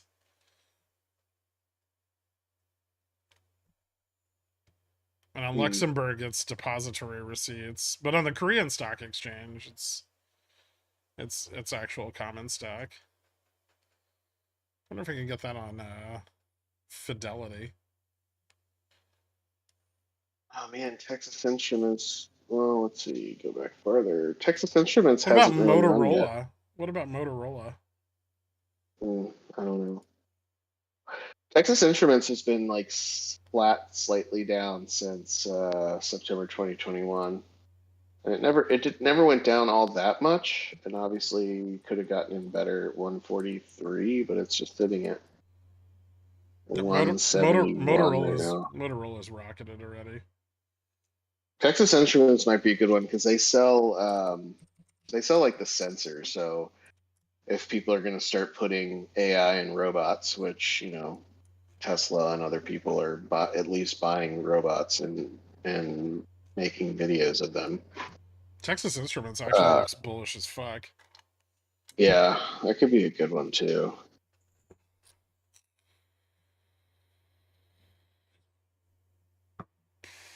Ooh, I did it! Yay! Wait, so you guys still looking up? You guys are still. I like how none of us are even paying attention to the stream, but we're on it. Oh, wait. Are you guys seriously looking up we've lost AI? a ton of people.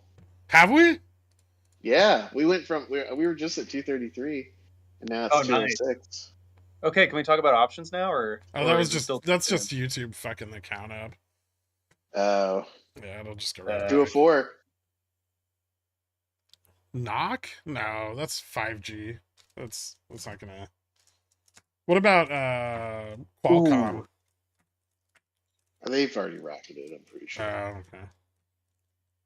Are we doing like an AI economic dispersion trade? We're Yeah, we're trying to looking find like we're mapping out the supply chain, the full supply chain for AI, so we can get ahead of the next bubble.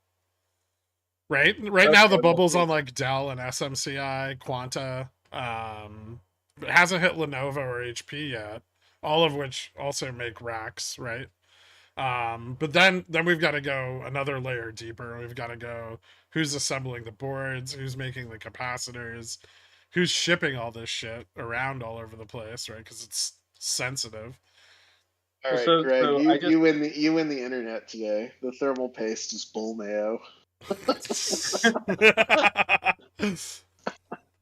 so I just put a GIF in the chat for this. I'm sorry, a what? A GIF, I don't know what that means. a GIF. Ah, Fuckers. okay. Oh, yeah. This is you Okay. guys, and I demand that this gets put on the stream while we talk about these things, so that way people can realize what we're doing. I have one of these with my face on it. There we go. Perfect. Yeah, that'll be even better. I don't want to find it though. It's gonna be too hard. Okay. Yeah, Well, this is we need an AI chatbot that we can talk to ask for specific Gherk gifts that already exist, because I'm pretty sure it's now in the thousands, and so nobody can find any of them that they want. I've just favorited all of them. That's the solution. Yeah, we need to get ChatGPT plugin for, we call it Gherk GPT. love Gherk it. Journey. 1 second. There are 1,200 plus. Oh my gosh, you guys, what is going on?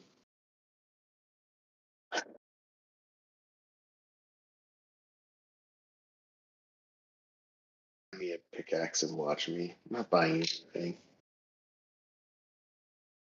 All right, Dork. What do we want to talk about while he's gone? We can say anything. Well, BNED didn't do anything last week, which was pretty disappointing. It went up a little bit, but you know. Here's how I feel about BNED, since everyone's been talking about that for some reason. Yes, Barnes and Noble manages a lot of the college bookstores, but books are moving away from physical formats as all of the editors are trying to, or publishers are trying to, as it becomes harder and harder for them to sell more and more of the same thing over and over again. They've shorted themselves. They've shorted their own supply into Are you the talking ground. shit on BNED right now? I am, yeah. Because Wow. all of the publishers, they've created more books on the topics that are taught than there are people who need them. Yeah, but you just make a new edition every year, change the order of the But they pages but they're around. but they're running out of that too, because people are just not requiring that people have the latest edition, Mm. because it's stupid. And it's even like, it's gotten so bad that, the people who teach, they don't want to have to move to a new book. They want to teach exactly the same way they taught it the last time. And if you just start switching things around, they're gonna be like, I'm not going to take the extra hour a week it takes to like renumber everything and find everything again. It's all the same shit, just in different places. So nobody's using the new edition. So now they're starting to sell like, they'll sell you loose leaf books, which is absurd to me. You have to like go and buy a binder and put your book in it. Yeah. Yeah, that's what I've seen. That looks it's janky as hell. bullish.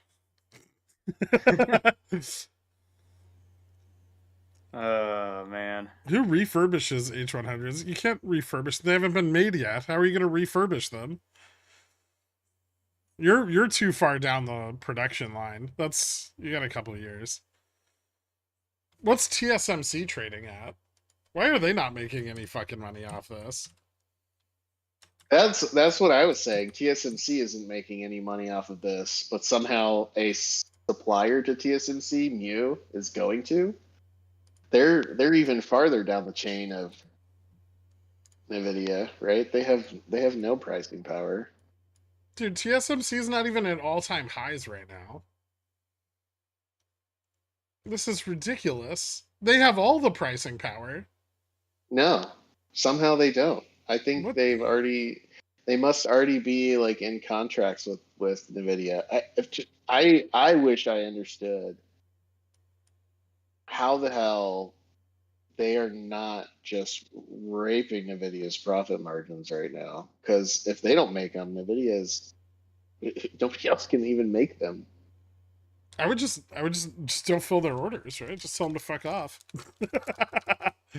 If I was in charge of that company and Nvidia was selling the chip that I sell them for 4,000, or that they give me $4,000 for, if they were selling them for $30,000 to $40,000, I'd be like, all right, I'm just not gonna send you any chips unless you give me $25,000 a chip,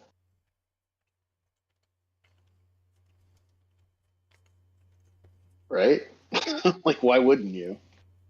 The market capitalization for TSMC right now is 563 billion. 1/4 the market cap of fucking Nvidia. Beautiful. And they basically make all the chips for the entire world. They make everything. Yep. You know, Intel's the only other company with fabs. Yeah, they're Like the they're the fabs only. of the Western world. Yeah, they're the only other like 3 nanometer fabs, I think. Yeah, I'm trying to think of Trading at $40 a share with a $185 billion market cap.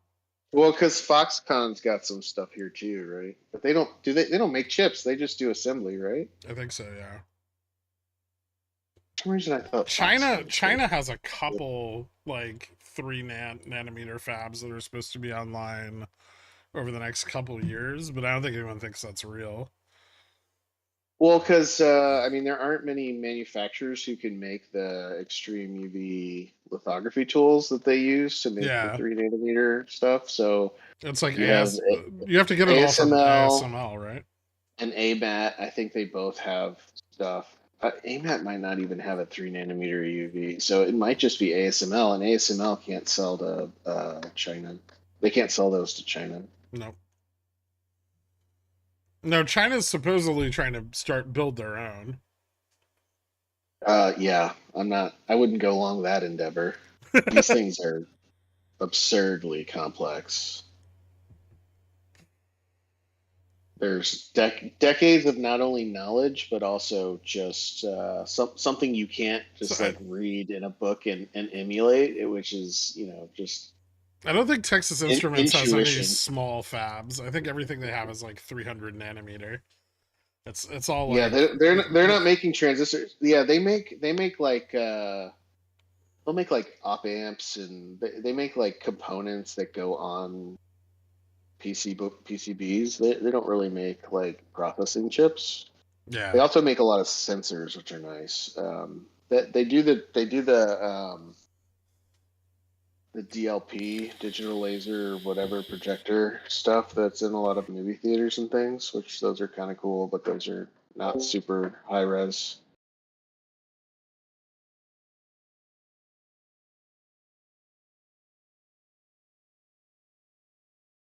The Dork, H200, is that going to be a 3 nanometer boy?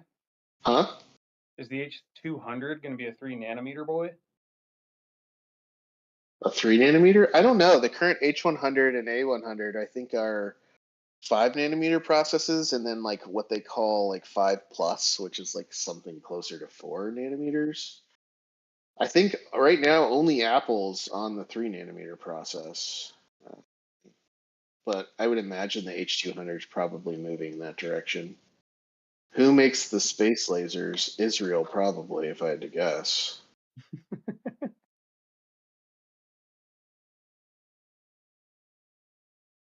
Or like all of the all of the government contractors in the U.S.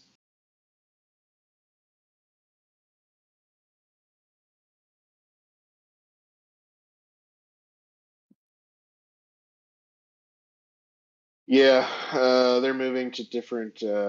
I don't know what a GAA FET is. Is that like a FinFET?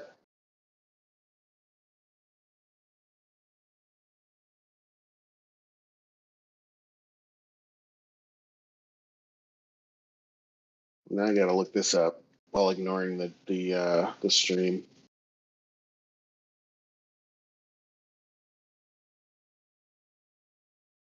Hey. Fishing boat. What's a gaffet? Explain it to me in one sentence. A what? A ziblet? No. Well, Let's see. obviously, a ziblet is the interconnecting piece of wire between two very small transistors in a computer chip. Oh, interesting. All right, what happened? Looking up what a GAA FET is. Are we still doing this? All right, let's just talk about the market. Jesus Christ. That's enough. Okay, 3M. Right. Long 3M. Got Long it. 3M? All right. I'm already long 3M, so it's going to be weird, but I'll try to go longer. Longer. Longer. You can do it. I can. If you own stock, sell it and buy calls. Deep OTM. Ah. All right. Lever.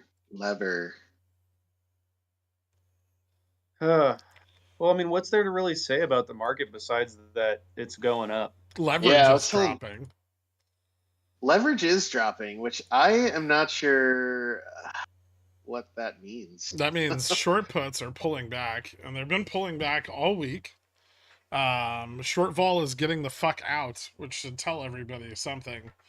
I feel like that's a big red fucking flag that everyone's ignoring. But maybe we shouldn't. Yeah, I mean, I agree. It looks like short vol, if nothing else, has become very saturated. But I think we're kind of reaching the point of this, which I didn't think we would actually reach, where the short vol is so aggressive and has such a high, Sharpe ratio and payout that people are just no longer buying insurance, even though it's cheap. Yeah. Because they know that short vol is going to short everything and they're just going to do whatever it takes. So people just aren't buying puts anymore. It's like, what's the point? It's literally most market participants are just arriving at the conclusion that the game is rigged against puts, so why buy them? So if there's nobody to buy the puts. There is one person buying a lot of puts. Let's be factual about this. Someone is buying a lot of puts. They're buying all of the puts. Is their name Smirkin? No. It's Albert Einstein, and he's the largest market maker on SPX. Everybody clapped. Yes, I know. But seriously, we're like almost at VN on like the SPX chain, on the monthly chain. And I saw that. Yeah, I'm pretty sure that if we cross it, everything blows up. Yeah, I feel similarly. Okay. I didn't think that we would get to the point where we've literally blown out the entire market.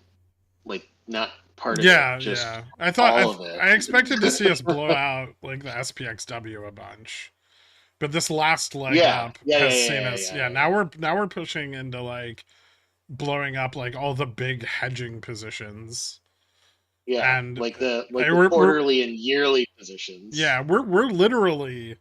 I mean, at Friday we were $12 off of seeing the flip long Vega the entire chain, which I'm not even sure is possible for us to like hit that PT, but I mean theoretically what happens there is the market maker just dumps everything that's not long Vega. Yeah. Yeah. They stop hedging short puts. All of them. Yep. At once.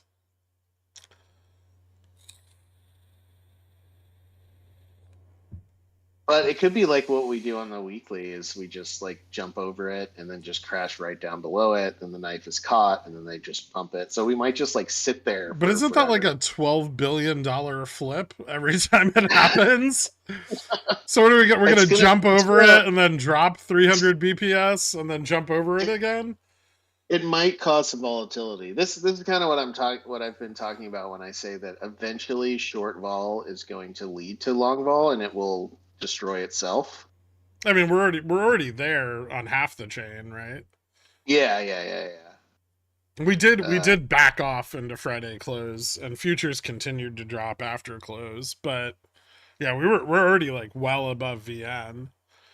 And Friday was just like another lesson in like above VN short calls squeezing. Like every time we found a top, bulls would move in and sell a bunch of short calls, and then they'd all get squeezed out again, and that just kept happening over and over and over again, until bulls stopped selling short calls, and then we finally came down a little bit. That's the shorting paradox, right? The sold puts need fuel to march higher, Yeah, and that's the sold calls. So by selling calls and shorting the market, it actually just drives it higher. So, didn't you say we're bullish next week? Yeah, why are we bullish? I'm long going into next week already. But we're still very close to like a break point here. I mean, VN is gonna move up. I think it already did actually. I didn't look at Friday's numbers yet, like Friday close, but I'm sure VN moved up. Did it? Oh Jesus, barely. I mean, so VN moved up to 51.56. So I'm really bullish on the next $19. yeah, I'm more bullish than that, but not very bullish. I mean, obviously, I'm not like chopping at the bit to go long. We've never gone above VN as long as we've been tracking this. Yeah, but VN can still move. It can still move up. Yeah, I agree, and it did $1, but I don't think it's going to move quickly. I think we're going to continue to rock it. I mean, in the last 2 weeks, we've seen total market Vega, like Vega exposure go from almost 14 billion down to 9.75. So I guess they just push us up into VN and then close all their short puts, right? That's got to be the answer.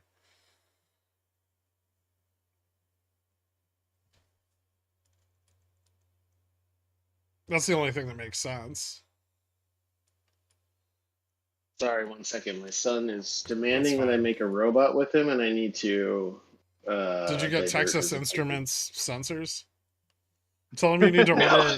Tell him you need to order Texas Instrument sensors first. Okay, ask him how many H100s he has. Throwing things. He's such a butthead.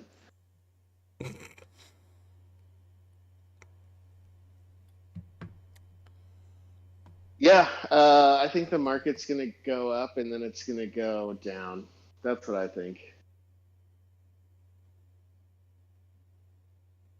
Chem says we have flows until March OPEX.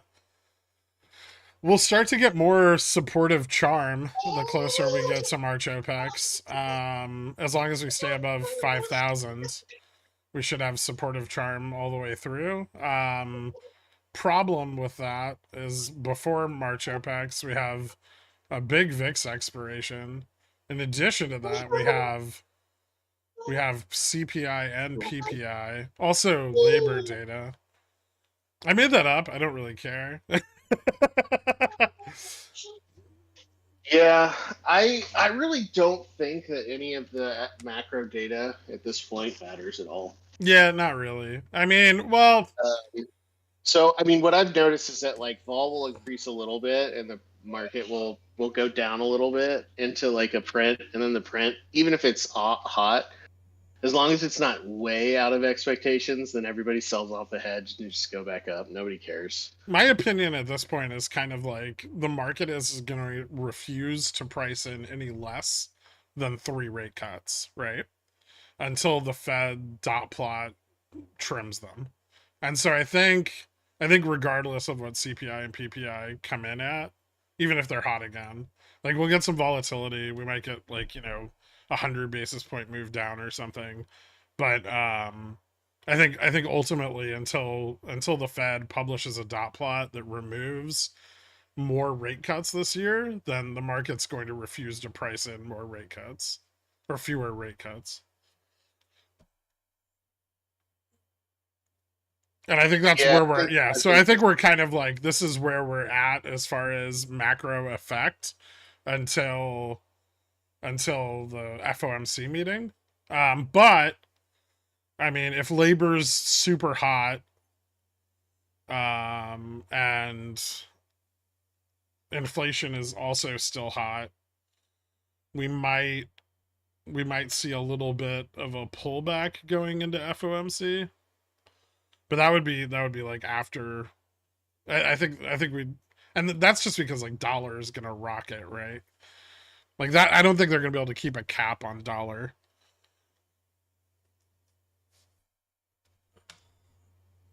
Yeah, I think that's kind of like that's like the medium term concern, is that dollar just keeps moving up. So there Which I mean, is some chance that we could see like some like liquidity issues in currencies and bonds, but I think everything will be pretty tempered until the FOMC meeting. yeah, barring any sort of major credit event. Yeah, I mean the dollar shooting up like that could trigger one. It could. Yeah, so I don't want to say it's impossible. Like Japan and China are kind of failing at their goal of stabilizing their currencies right now, and the dollar's been hasn't been too temperamental lately. But I feel like if we get another hot labor print and another hot inflation print, it might start to get a little bit more violent. And maybe we'll pick up some like realized vol, but things will still stay kind of like flat as far as like index prices go. Yeah, I mean, and the big thing is yields have remained relatively tame throughout this. That's kind of Yeah. the big thing. Well, that's because we're not getting any more rate cuts priced in, right? Like we're kind Yeah, of exactly. we're just like floating around 0.75. Like I think right now we're actually a little bit higher after the PMI data on Friday. We moved up to like zero point 0.8 rate cuts, and like I think our low was like 0.68. So we're kind of just chopping in between those two as macro data comes out. But it's not like Fed fund futures are like, oh fuck this. Like the Fed's only gonna cut twice, right? So we're not seeing zero point 0.5. I think there's a real chance that the dot plot comes out and it's got no rate cuts in it. Yeah. Yeah, I mean, the thing that doesn't make sense to me though is that like the Fed keeps running their mouth, right? There's like 100 speeches every week, and they're still talking about like cuts later in the year. Yeah, they are. I mean, maybe the Fed just assumes that we're on the brink of a credit event, or they know that when they close the BTFP, banks are gonna have a really difficult time using the discount window and coming anywhere near the amount of liquidity they were able to extract from BTFP, right? Because no more par value, right? Yeah. That's gonna be really interesting. Yeah, it'll be interesting, but I think can't they like renew it for a year, right? At They like can the so deadline. they can as many loans as they can feasibly take up until the close of BTFP, and then that's it. Yeah. But right now, I don't think the BTFP balance is very high. I mean, after No, they it's not. after they removed the overnight arbitrage, it looked like all the money pulled out of it for the most part. I think there's still like 130 billion. There's some like negligibly tiny number still in there, but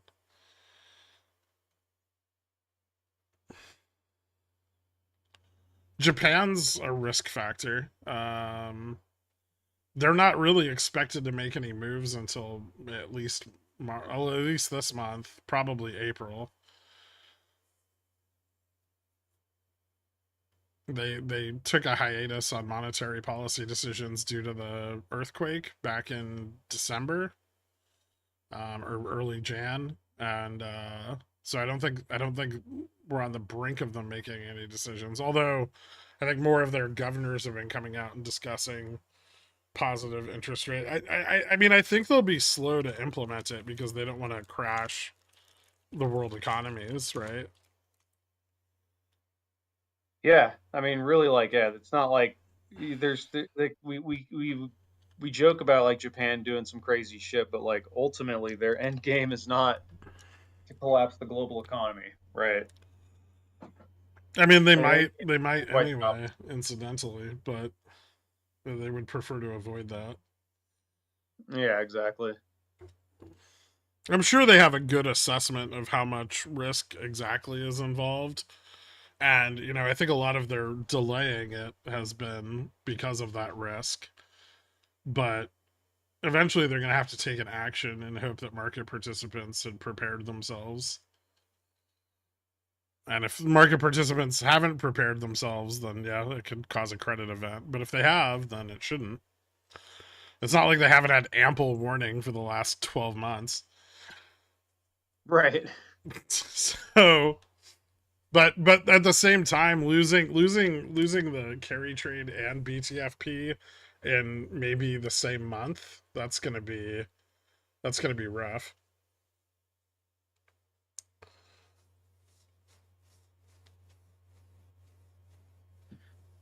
Yeah, I mean, honestly, the thing about the BTFP though is that like it, it it it seems like the effects of BTFP closing aren't really going to be felt until about 6 months to a year out, right? Depending on, it was very front weighted, so we probably have like a quarter of effects like immediately, and then the rest of the effects are going to kind of just, be in the tails, right? No, I don't think so. I think the closure of BTFP will matter if a bank fails, a big one. Okay, Like yeah, a yeah, if a bigger regional fails and that is not in place anymore, that's gonna be bad. well, they might just reopen it if that's the case. Maybe. I Well, at mean, least we know we'll to buy see. calls if they do. Right, yeah, yeah, it's true. Well, maybe not though. Maybe this time it's different. Mm. I don't know. I mean, the Fed's been holding everything up for 15 years now. Yeah, that is true. The Fed put is quite levered, but nah, I don't know. I think BTFP closing is almost as important as RRP running out. I mean, RRP Just doesn't really run out; it just runs lower. I mean, is RRP even going to run out? I mean, once I mean, Yellen switches to it, issuing more bonds and notes, won't it fill back up? yeah, it should, as long as rates stay high. But I Yeah. mean, Why would they go down? even if RRP runs low, then we're just gonna start hitting bank reserves, right? How much does Yellen have in the piggy bank right now? She's sitting on like 770 billion or something like that in the TGA, which is up. It's, normal. They oscillate. It drains when we almost shut down, then it goes back up when we reopen.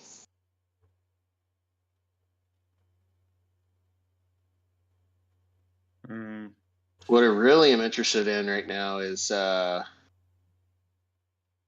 tax tax receipts. I'm interested to see how that goes. I don't really know where to go digging for very timely information on that. I know there's some people on There's like some Twitter who track it.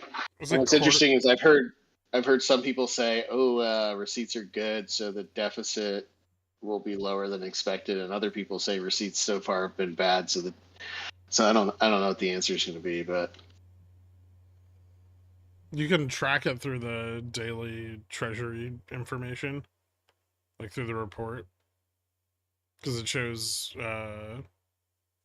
like incoming like tax deposits. okay, yeah. So you can track it day by. I highly doubt anyone actually does that. They're probably all just full of shit because it's Twitter. But that would be probably where I'd look for the data. Sounds like a lot of work if it's all in daily reports that I have to dig out. I think it's just like I think you can just download like a big CRV and sort it.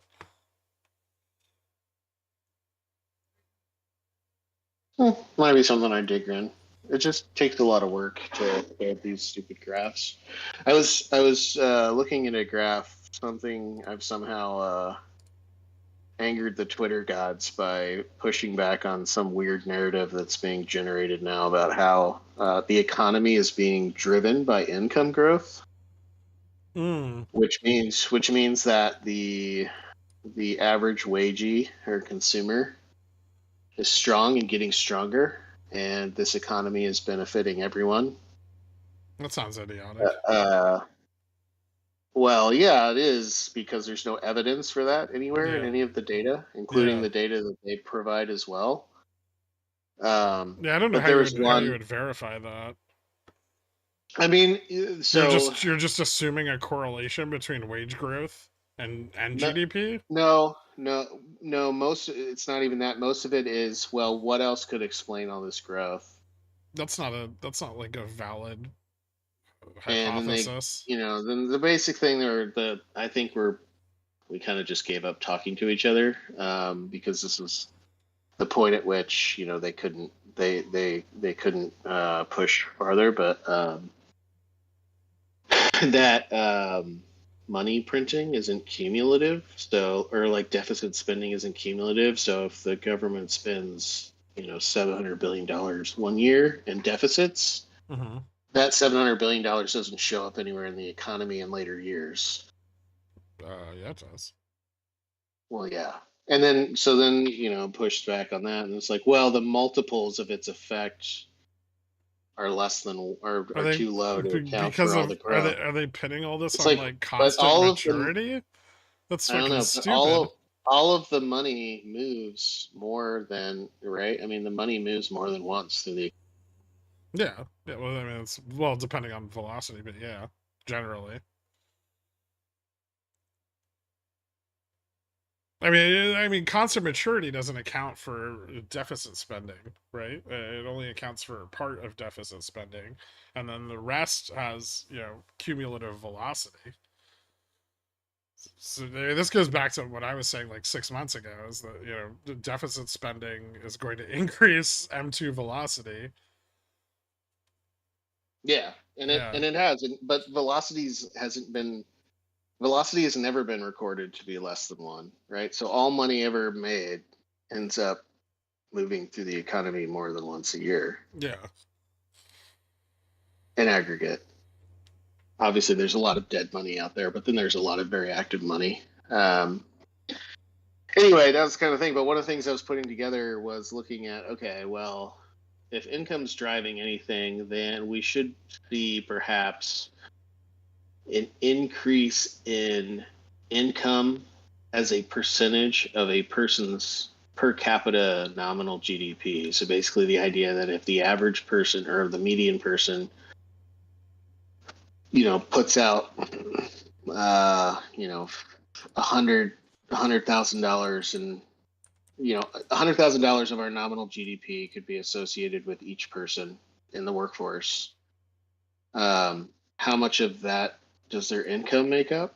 And it's actually around 25%, which kind of is interesting because most people that operate on commissions, they make like around 20%. Usually is like the sort of the accepted amount, and so that was kind of interesting to see. But if you look over time, that number went up a little bit right as COVID was starting, right as the shutdown was starting, because GDP was collapsing and wages had not collapsed yet. Mm-hmm. And then it collapses, right, under the weight of everybody just not getting paid. But they got paid and got credits from the government. But then it kind of recovered. But it never went above, right? It never like pushed higher. And you would expect, if that was a driving force, that would be pushed up and elevated post-COVID, and there's no evidence for that. It's just kind of meandered its way back to baseline values. Could you use some sort of relationship between like market-based PCE and wage growth and savings? I mean, there's probably, you could do something like that. The funny thing is that savings are actually lower right now. They're lower than they were before COVID. Yeah, but expenditures are up. Yeah. So if expenditures are I up mean, and savings are down and income is up, then more income is going towards expenditures, right? well, so I took it a step further. So I looked at the income, and then I compared that to total liabilities. Ooh. Well, And so it liabilities are was, growing. and so then it became, so the metric that I plotted was liabilities versus income, which most people are plotting liabilities versus GDP or liabilities versus wealth, right? And obviously the wealth is problematic because it's stuffed with a bunch of speculative dog shit, right? Yeah. So if you look It at, can change really quick. yeah, right. So, but if you look at the income, right, then that kind of gives you a sense of how many months or years would it take you to pay down your debt burden, assuming that you just wanted to drive it down to zero and it's all zero interest rate. But anyway, what was interesting was obviously poor people, they have debt burdens that are like 350% of their income. The middle class, so that's the bottom 50%. They're all just living on debt. Then there's living on debt, but some of it's like mortgages and stuff is a significant portion, so that's fine. Then you have the middle class, 50 to 90%. They're sitting on lower, but still large. And if you look at how those things changed over time, there's kind of a blip during COVID, but it really didn't move the needle much one way or the other. Mm-hmm. So you can think like our economy expanded by, we're up to what, like 35% now, expanded in the last 4 years, and nobody's delevered at all. Yeah. And if anything, from the bottom, which was like the beginning of 21, right before the expansion really started, their debt levels versus their incomes were actually lower. And they've gone up for pretty much everyone except the top 1%. Yep. So the real question, something that I'm kind of thinking about, was inspired last night, is to take it a step further, and instead of looking at liabilities, look at cost of service liabilities, and that would give you kind of like your run rate. So hopefully that number is under 100% for everyone, but it'd be something I'd have to try to dig out. So I know that Fred has debt servicing costs, so I Yeah, have it to does. figure out whether getting that and then split it out by percentile to try to suss out what. You might want to take a look at the charts that me and Dork did on that last DD I put out about the consumer, because you might be able to use some of the credit, like the outstanding credit card information for that, and like credit card debt. Yeah, I could break it out. So I lumped all liabilities together, but I could break it out versus mortgage versus credit card and those kind of things too. Yeah. auto loan, But at mortgage credit. so I mean, kind of the takeaway is the big takeaway is you know, income's not driving anything. Income is a response to the fiscal impulse that's still moving its way through the system. Um, everybody, the response is delayed, right? So everybody's still behind, but now catching up. They're now flat, right? Nobody's losing any more buying power at this point, which is nice. It's better than where we were when everybody was losing buying power and everybody's really angry. Everyone's still angry because it takes a while to realize in your books that things are more in balance. But at least in terms of liabilities and debt, right, there's been no meaningful improvement. We have the same economy we had before COVID, just with a lot more money in it, and everything just kind of restabilized to a higher, to the larger pot of money.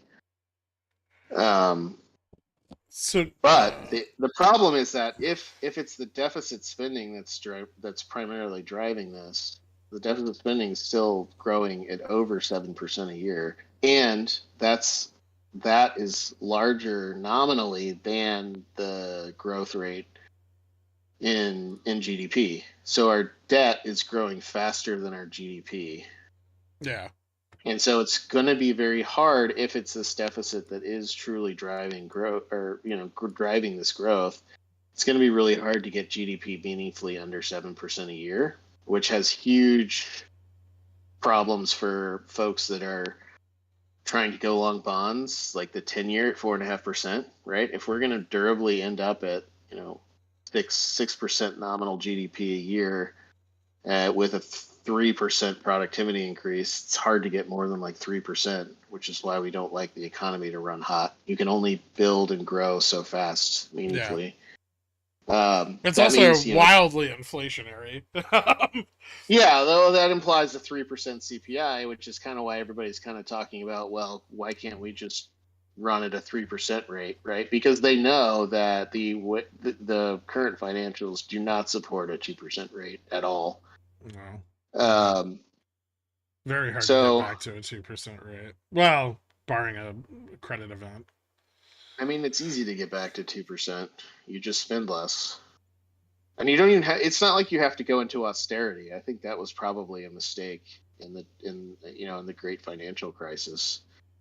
Did we really go You into just, austerity during the great financial crisis? And the I public mean, did, but private sector and banking definitely did not. yeah, the public did, Yeah. for sure. Um, I mean, here's what I'm thinking. I'm thinking the growth in in pay, like the growth in wages, is going to be immediately counteracted by a massive growth in unemployment over the next 6 months. And I think we're seeing a growth in wages because people are losing jobs at a pretty steady rate. And I think we're just not seeing that in the unemployment surveys because they lag massively, and the data they look at is largely not applicable. yeah, But maybe. I think, barring that nothing breaks, right? Which, of course, I still don't believe we've soft landed, because I think banks are sitting on a lot of liabilities that they haven't really fully swept under the rug yet. They're still dealing with that not as even, they I mean, transition not to even higher rates. close, right? So I don't think that the landing is assured, and we could have a credit event tomorrow, right? That would cause chaos. But barring any of that in the short term, I think the most likely place that we will head is low unemployment, wages growing too fast, around 5% a year. They won't meaningfully go much lower than that. Deficit spending going 7% a year, which is going to be about what NGDP is. Inflation 3 to 4% a year is where we'll steady out at. And companies that, because it's all buoyed by, there's a healthy consumer and there's healthy demand, companies are going to have to pay those workers, and that will hurt their margins. So I think their margins will Okay, compress, but there's right? some reflexivity between CPI and PPI that I think is getting ignored in that estimate, right? So if we see PPI move up to 3-4%, we're gonna see CPI at like 8 to 9%. Corporations aren't gonna take the hit on inflation, right? They're gonna price it forward onto the consumer. Yeah, they're going to price it forward back on their workers, right? Yeah, Because their workers are the consumer, right? yeah, yeah. So, yeah, no, I agree. I mean, if there is that risk too, and the Middle East and Russia and others have agreed to extend their oil supply cuts I through don't think that's an June, I think. issue. Well, I mean, oil. I think it's an issue, right? I mean, if I oil mean, keeps U.S. climbing, U.S. Permian Basin output is hit like almost. I think it's like almost 4x now. What we were putting out in like 2020, 2021. So we're more than covering the OPEC cuts, at least right now. I mean, we're largely yeah. So stabilizing oil prices. there's no guarantee that oil is going to go higher, but oil is going higher, right? And demand is picking Yeah, up. it is. And as if that happens, it will pressure prices on pretty much everything. I think oil's also Other going things up like, because there's some like risk premia priced in due to the Middle East and the Red Sea and the did you lack of see? ceasefire resolution.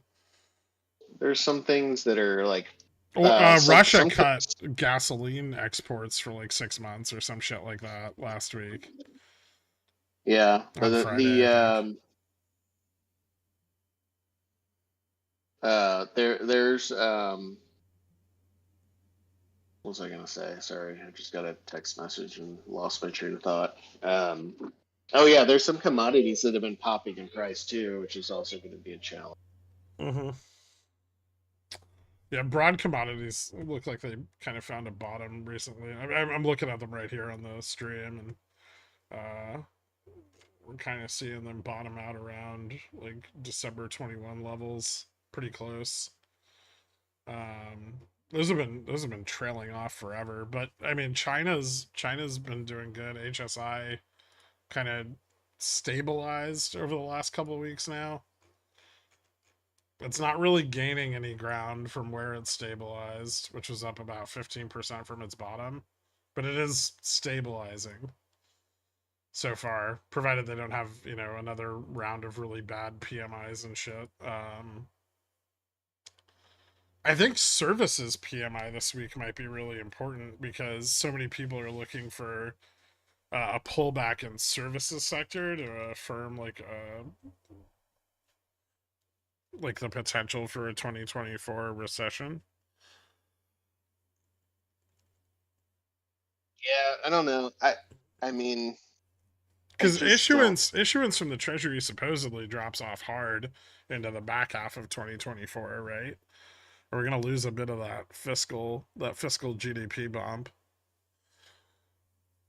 Yeah, I mean, I don't know what's going to happen with rates going higher. I think rates have to go higher.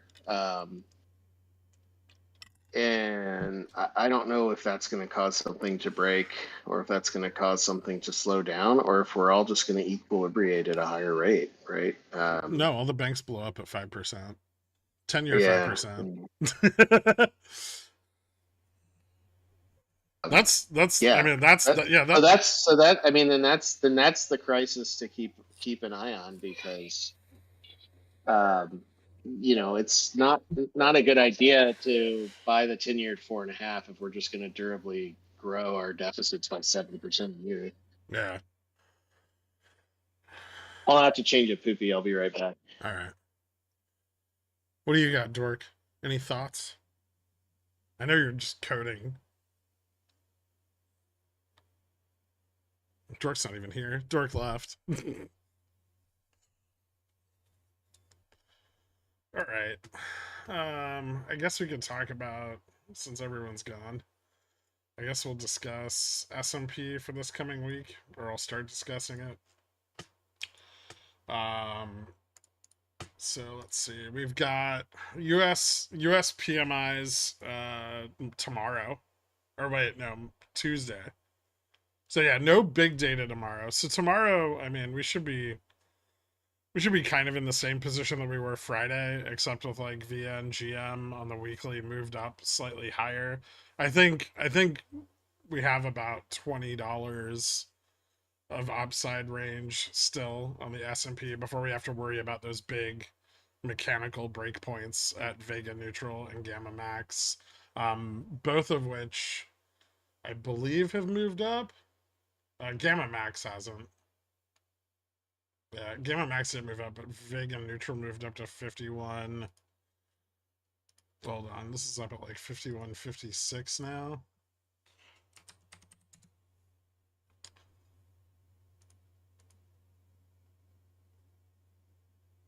$84. I'm back. Oh, hey man. I was talking to my mom. No worries.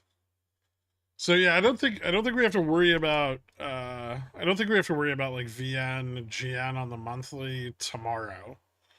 But if we do continue our upward trajectory tomorrow, we may have to worry about it fairly quickly. So, I mean, tomorrow seems really set, especially with RV so high after Friday's run.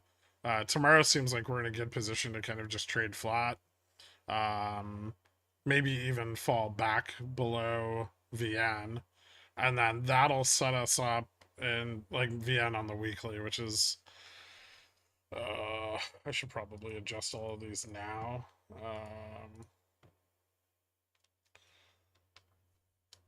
VN on the weekly has moved up to 51.2420.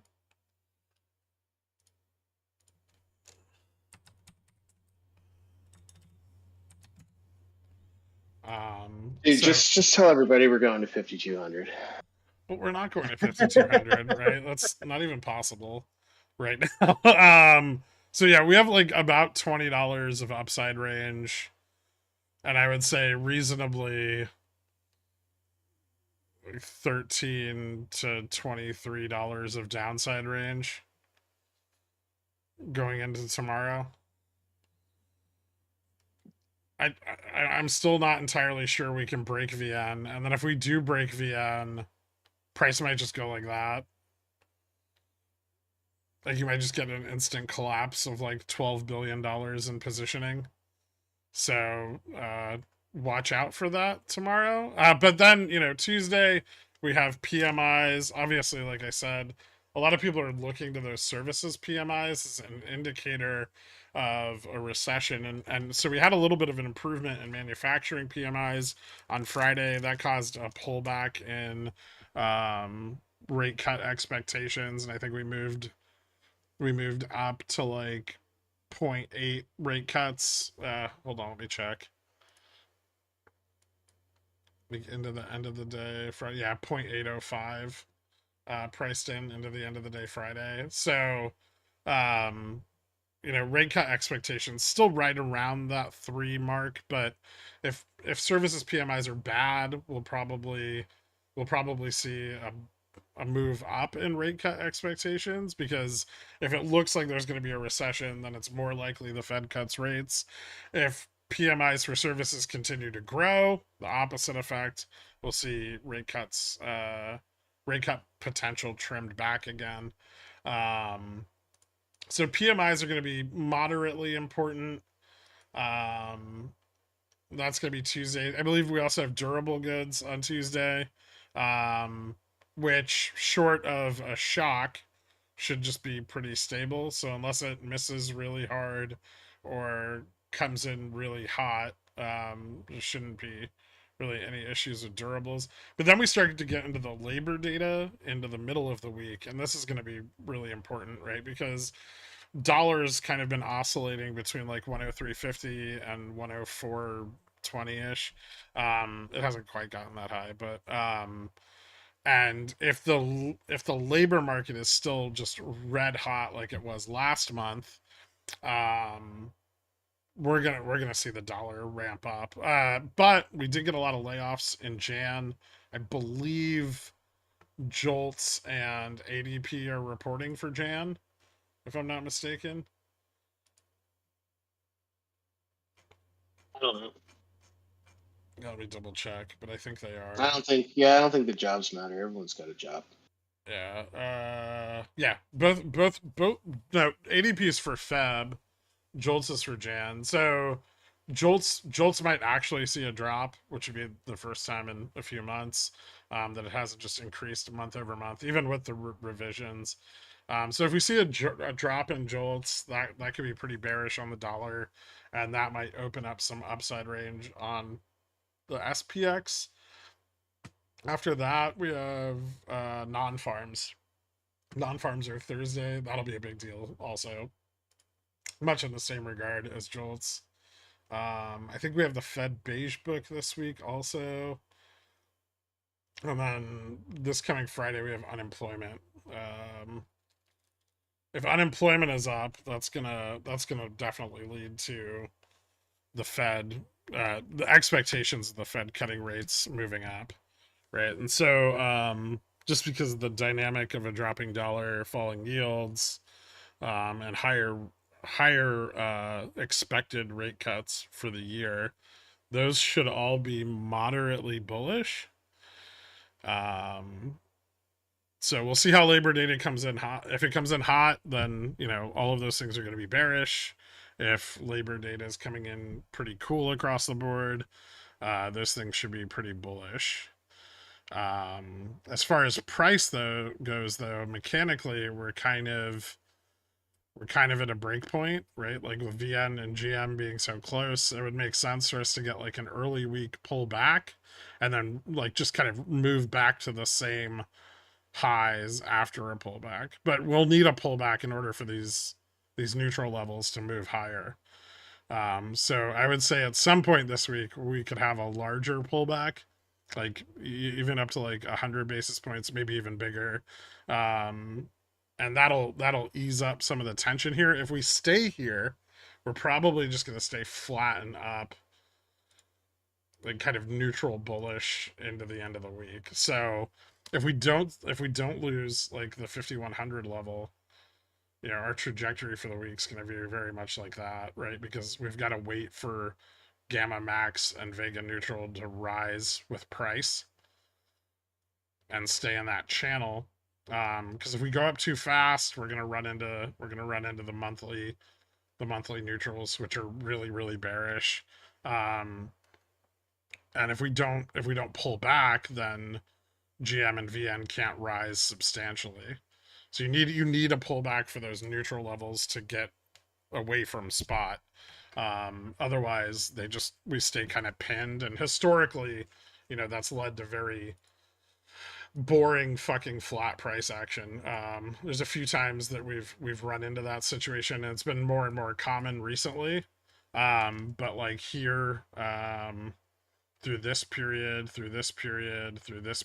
these are all, periods where we stayed kind of right between VN and GM. And it wasn't until we got like a big pullback, right, that they were able to move into a higher range. And then that keeps being true. You keep needing that breakdown in order for price to appreciate higher. So yeah, that's kind of a limiting factor on the upside this week. I don't know, but you guys want to weigh in on anything there? I mean, I think you kind of got it right. Like, I don't know. Jay Fresh and I were talking about this before you jumped on, and you know, the market in aggregate seems to have figured out how to completely and utterly demolish intraday volatility. Yeah. Right. So the only real, I mean, like, obviously there could be something that could reverse that, obviously. Like an intraday, like concerted intraday sell-off could literally just blow everything up. But barring that, right, the only real challenge is making sure that the market gaps up a little bit every day, puts a few more calls in the money every single day, and then just minimize the volatility throughout. Right. Yeah, And as long as realized vol isn't climbing too hard, right? Then it's fine. Like then you can keep things kind of like you can keep IV and realized vol in check. But I think RV starts climbing too much, you run into a problem, right? Because the IV is gonna get priced up.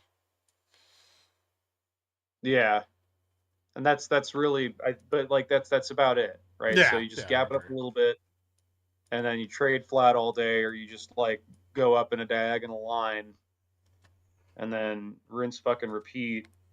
You know, as long as realized vol stays flat and doesn't go up, right? If it just stays at a certain level, then everything is so under control that it's unbelievable. So like I just like it's the science. It's like a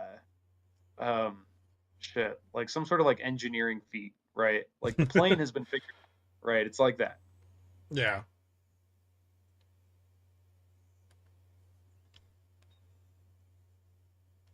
Yeah, sorry guys. My lunch got delivered to the wrong house, and I'm trying to figure out Which where it house? is.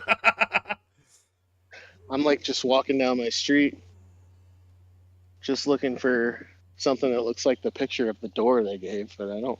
I mean, all our houses look similar. So I don't know if I'm going to eat today, guys. That's awkward. I Do you hope. not have It's food in really your house, annoying. or you just don't want to cook? Huh? Do you have food in your house, or you just don't want to cook? I have some food in my house, but I'm here. I'm alone all weekend. My wife is on her way home, but and I've got 3 kids, and they don't eat anything, so I just order garbage and feed it to them. Okay, I've walked down the entire street, And you don't see and it. none of these look right. Do you have a picture from? Was it like DoorDash or something? It was DoorDash. Yeah, Do you have? Did they send you it like a was. text, like a picture in the text message? Yeah, that's what I'm looking for. I'm looking for the picture that matches this, but Oh. I don't. I mean, Hmm. just contact DoorDash support and have them send the order out again. Just be like, it's not at my fucking house. They delivered it Well, to the wrong house. I will eventually, but my kids are hungry. I don't want to wait. Uh, Ooh, ooh, ooh, ooh, ooh. you found it? You're gonna get shot. Hold on, DoorDash Wilson. the. There it is. You The need funny to. thing is they didn't even ring the other people's doorbell, so my food's just been sitting there for 15 minutes. Oh God. They do that in my building all the time. They'll deliver my DoorDash to like the wrong apartment. I just don't even go get it anymore. I just fucking call DoorDash and I'm like, listen, it's not here. Try it again. If I didn't have kids, I would absolutely be petty enough to cause that to happen because it just costs DoorDash money, and I think they're evil. Yeah, I agree. They should pay their employees more. All right, so this is just to kind of visualize this for you guys. So if everything stays the same and we stay bullish, we remain bound. Price action remains bound by this GM, VN, and these are on SPXW channel, right? And so we can't really exceed gamma max, and it's hard to stay above Vega neutral because all the puts you sell push the long Vega, right? So in order to stay in this range, you need a constant selling of calls that are higher Vega than the selling of puts, and that causes the market to rise as you squeeze those calls. But as we saw Friday, in like a very weird, slow, and consistent way. It's kind of hard to profit off of, but keep it in mind, especially as long as we're above VNGM. But if we get a correction or like a small pullback, what happens is these will spike, right? And you'll see VN and GM move up to a higher level faster. And so then when the market recovers, let me pick a cool color for the candles. So like say the market tests here, fails, right? This spikes. Then when the market recovers, it can move right back into that pocket, right? But then you just end up in that pocket again. And so the question, a big part of mechanically this week is going to be, how long do we stay in this VNGM channel, and do we pull back enough that channel can move up substantially into the back half of the week and realize, a move to a higher level. I would say right now, we might see a bit of a continuation of a correction from end of day Friday, but we'll have to see how much like vol spikes over the weekend. As you guys know, VX usually turns up over the weekend, and that could lead to a bit of a sell-off on Monday. We've got some charm falling off everywhere, right? All of that aggregate sell-off makes Mondays, Tuesdays a little more inherently bearish. While we're in these ranges. And so I would say that if we're going to get a correction, probably early half of this week, and then we'll see how much of an effect layoffs have had on the labor data. Because if the labor data is still red hot, we could continue to correct into the end of this week on rising dollar and rising yields. So that's kind of my forecast. As far as price action goes, I guess you guys want to do those, do our predictions, or if there's anything you want to correct me on or you have a different opinion about the options data. I mean, yeah, no, I mean, I think I largely agree with the options data. I don't know how much really fell off. I haven't really seen like a drop in delta from Friday expiration, so I think no, there's like a little bit of charm on QQQ, a little bit of charm on SPY, but I mean, maybe, yeah, like just the thing about it though is looks a lot like last week. And the MM is going to be sensitive to vol in the pre-market, right? So I'm thinking VX turns up a little bit in after hours. Maybe we see like a 20-point correction by market open just in futures, right? And then probably not more than that into the rest of the day tomorrow. Unfortunately, I think vol will probably just get smashed back down again, but yeah. And then the other thing I would say about I largely agree with what you're saying, but the other thing I would caution against is that the correlation between rates and stock prices kind of broken down recently. So I mean, I agree in general, if the rates go up enough, right, the market's gonna adjust downward. I don't know how much impact labor data is going to have, but it should, in theory, push the dollar and yields up a bit. Although I'm not really sure either of those are going to rise substantially until we get inflation data next week. I will say that the inflation data next week comes in right in the middle of SLD, which should be interesting. That'll be fun. Yeah, my prediction this week is easy. It's just a straight line up to 5,200.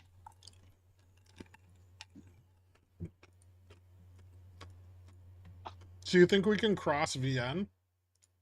I think VN's going to rise. On the monthly? Yeah. Interesting. All right.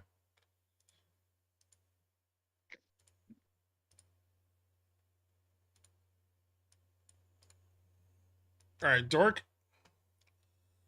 Let me think for a sec. All right, I'll do mine. Yeah, do yours.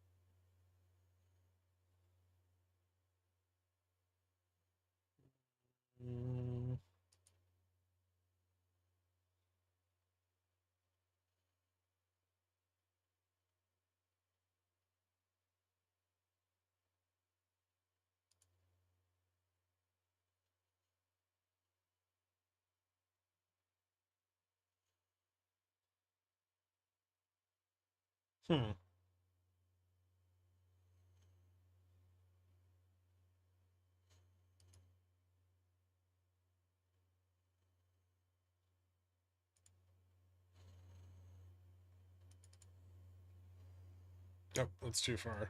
God damn it.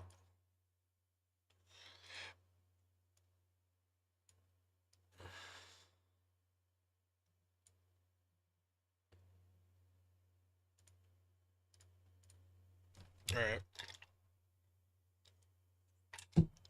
All right. So down to 5,100, end of day Tuesday.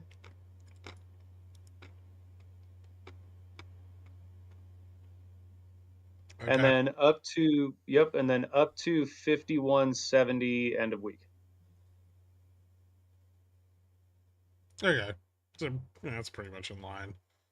I think we're all pretty much in agreement with the way this week's going to play out. I was gonna do something ridiculous, but I figured, hey, why not keep it reasonable?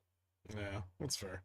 All right, so that's the projections, and then did anybody ask any questions that I could go over? Will BTFP closing have any immediate effect, or the market not care? We don't know. I mean, it shouldn't have an immediate effect. There's plenty of advanced warning, right? I think the real effect of BTFP closing is going to be if another bank fails after BTFP closes. And then the realization of that lack of available liquidity is going to be far more pronounced, because the last several months, we've seen a few little banks here and there fail, even after March. There was like PANW, there's NYCB, which is still having some ongoing issues, right? All of those are kind of persistently happening in the background.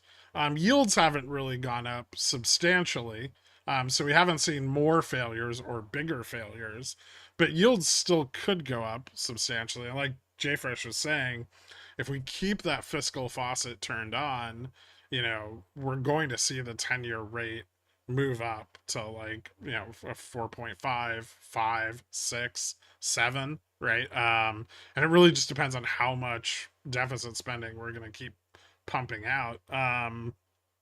And then, there's other things like foreign currencies and stuff that will have an effect on those yields as well. 70. And so I think if we get bank failures after that, their impact, even smaller bank failures, their impact will be far more substantial as far as risk goes, or at least the level of contagion that they could present.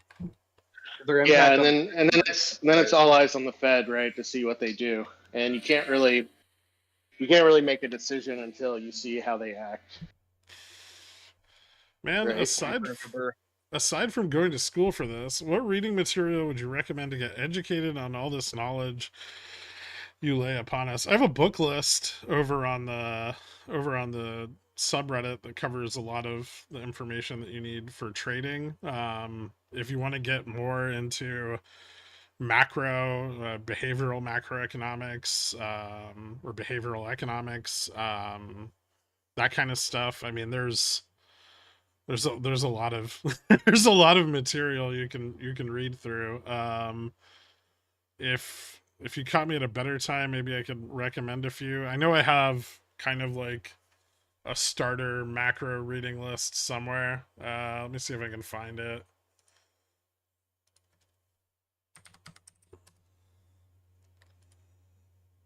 Yeah, maybe start with Ray Dalio's paper on how the economic machine works.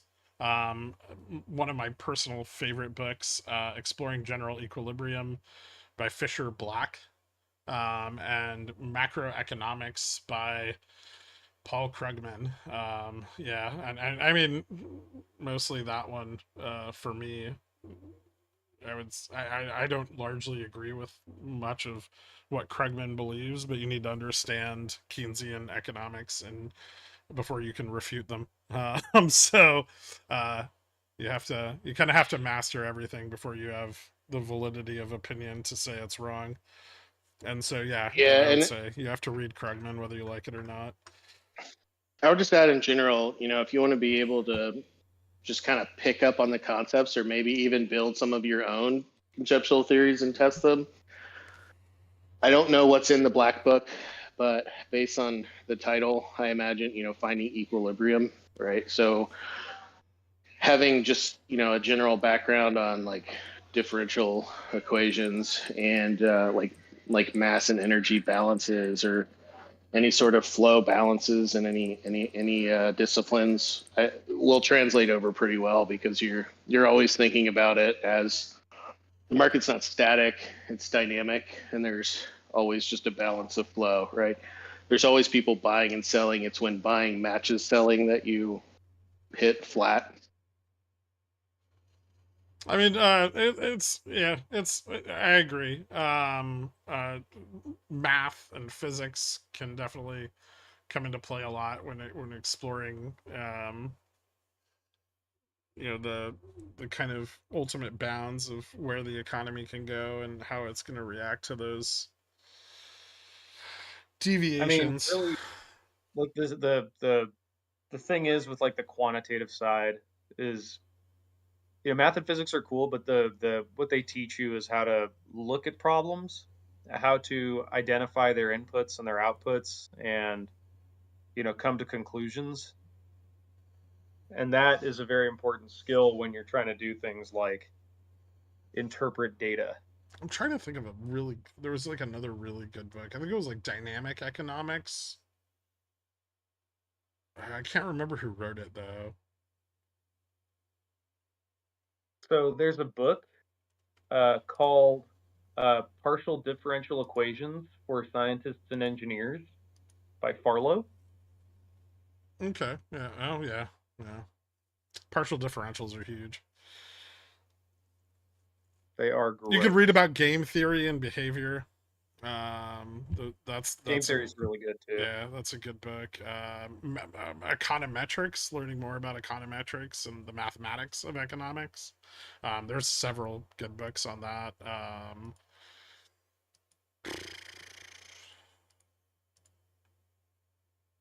You should probably There, learn Keynesian ideology and like the Austrian business cycle. Those are a pretty good start to getting like some ground level understanding. I mean, most of you guys are traders, so I think a lot of you guys tune in here to just kind of listen to this stuff, and it's, hopefully at this point in time, you've learned to not allow it to influence your trading decisions, because macroeconomics and trading are about as far from each other as feasibly possible. And while macroeconomics can greatly influence long-term financial decisions, they definitely shouldn't be influencing anything significantly in the short term, besides maybe some volatility or corrective price action. So, I mean, as a trader, macro is just risk, and understanding. All you really need to understand is how much risk each point of the macro data presents, right? Because you want to know what to be prepared for during the trading session. If you're this kind of like aside from that though, this kind of analysis is mostly useless for a trader. That's about as deep as your understanding of macro really needs to go. But if you're a long-term investor, then macro can matter a lot. yeah, like Or if you as a have, or swing if trader. even as simple as managing like a 401k or an IRA, and understanding where you need to be hedged, maybe how you should balance your portfolio going into the future. If some things are going to negatively affect rates over time, that might be something you can move around, maybe take a little bit of a hedge, that kind of thing. Sorry, I didn't mean to interrupt you, Dork. No, yeah, just as a swing trader too, like your overnight positions, like the biggest thing is like you said, the corrections before the trading session starts, whether to the up or downside, are pretty much your biggest risks as a trader. In terms of like where the market and the economy meet, it is in the very short term on prints of data, and then over the long term as the weighing machine starts to have its impact. So it's yeah.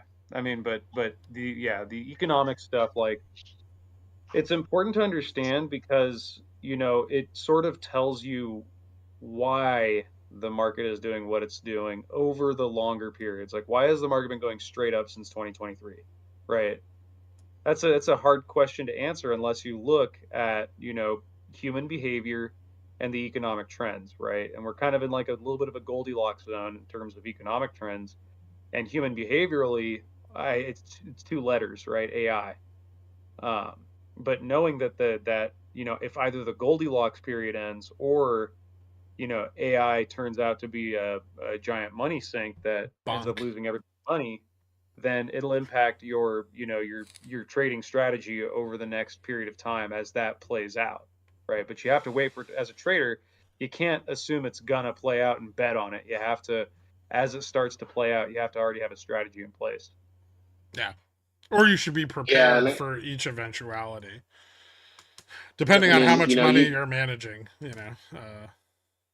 yeah, and you can kind of think about like an example of how macro is not super helpful for trading on certain time scales. Certainly shorter time scales. Let's say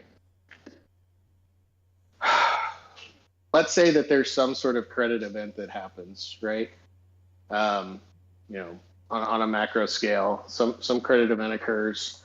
You might say, okay, this is it. Market's going to go down on this. But if you don't know how everybody's positioned and how they're leveraged and where their risk is and how they're going to respond, it could literally do anything. And so, that's kind of why we also look at options data at a aggregate market level and also try to look at options data at the individual equity level to try to get some sense of how people are positioned and how they might react to a given macro situation. So, if everybody's super short calls, right, or they're all super long the underlying and they've all lent it out, right, and something happens and everybody responds by saying, I want to sell my stock, but to sell the stock, they have to call back the lent shares, which then squeezes out all the shorts.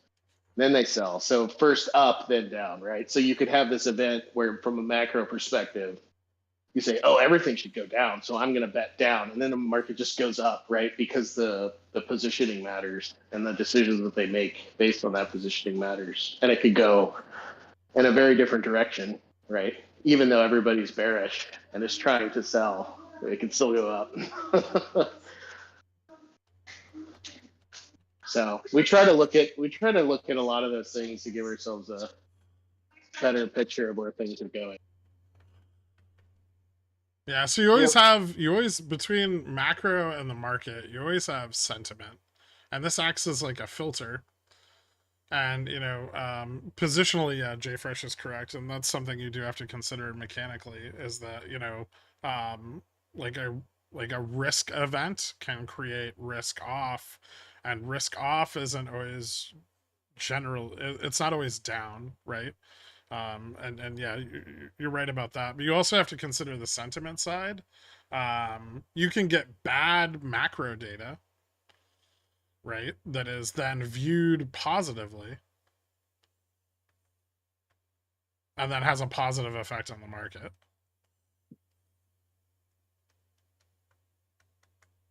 And that's just something that happens. It's not and understanding why market participants might be more inclined to view bad data positively, which they have been lately, right? I mean, we've seen a ton of that over the last year, and which was completely separate from like 2022, where even positive data was viewed negatively, right? We saw that shift in 2023 where all negative data was instead viewed positively.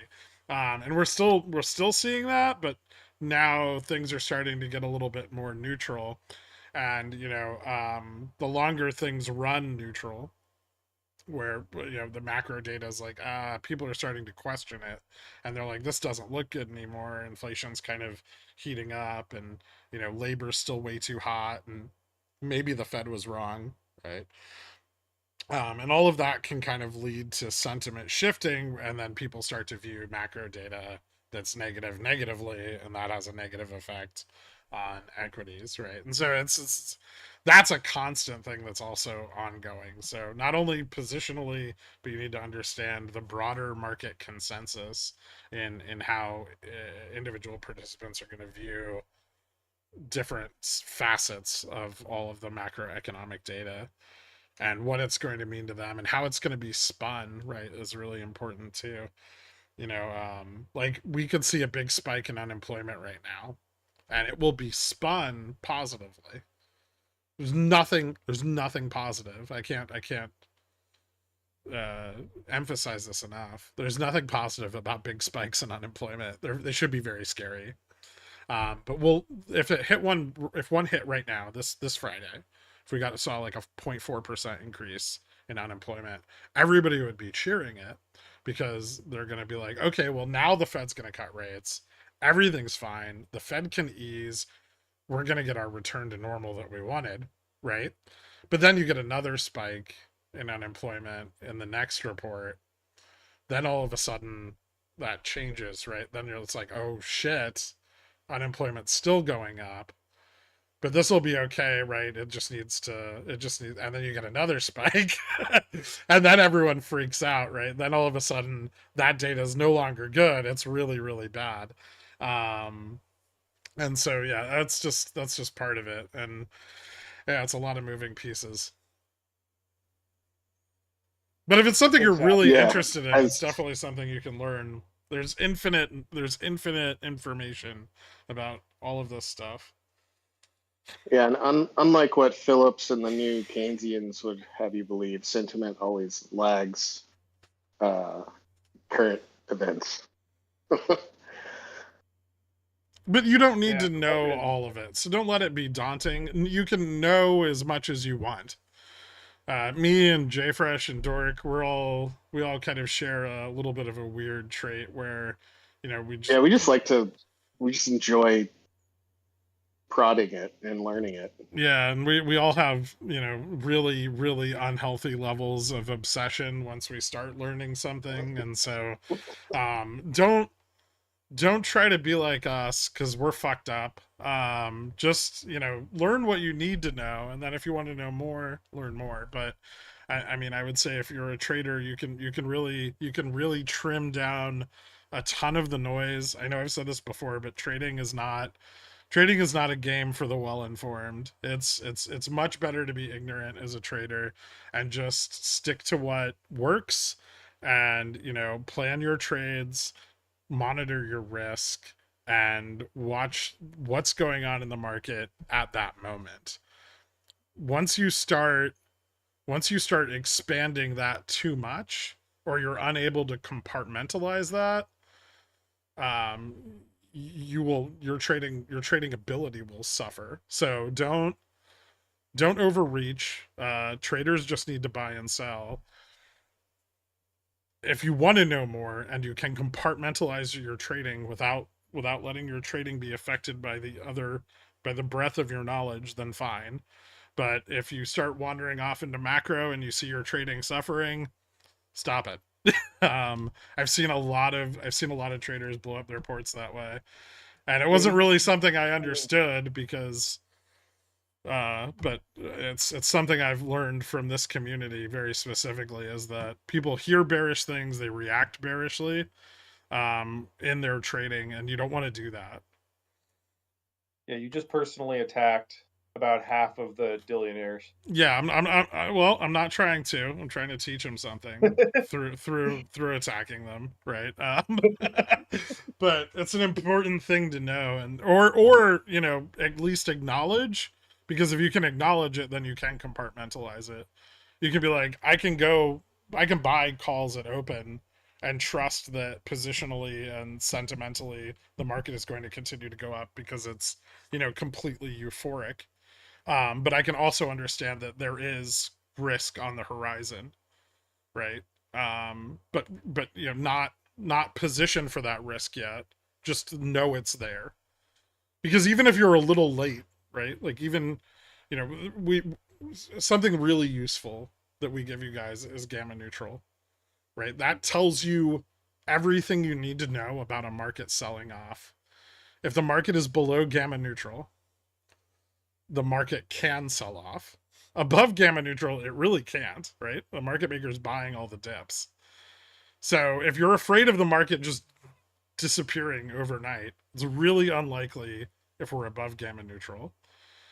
And if it's below gamma neutral, you could position a little more bearishly, right? And it's it's always, I give it to you guys every day. It's always there.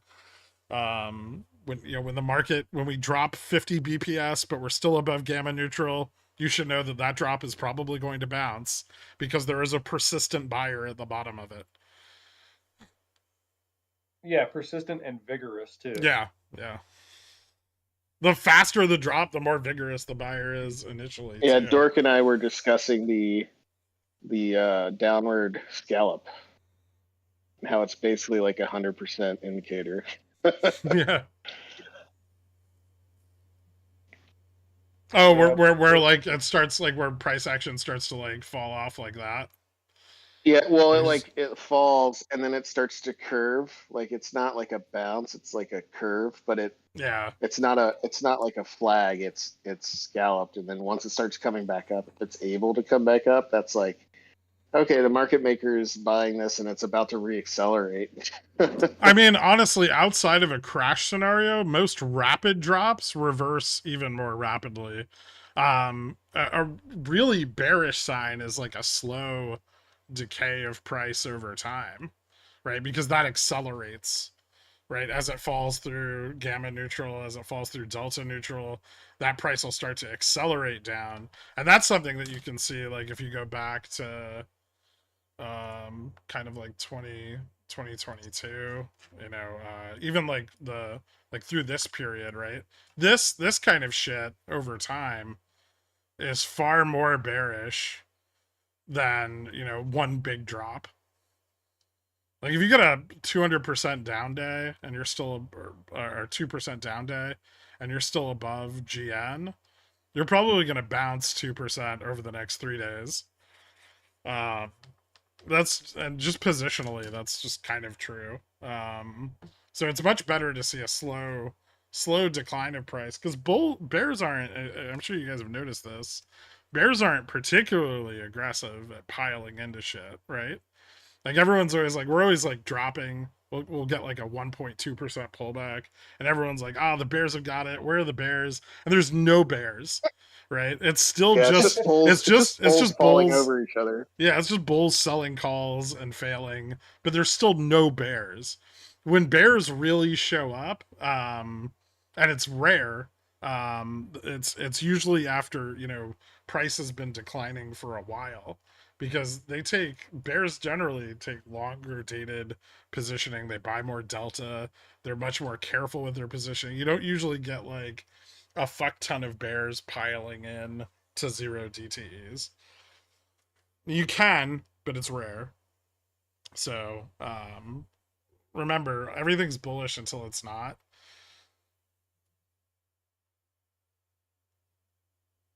Anyway.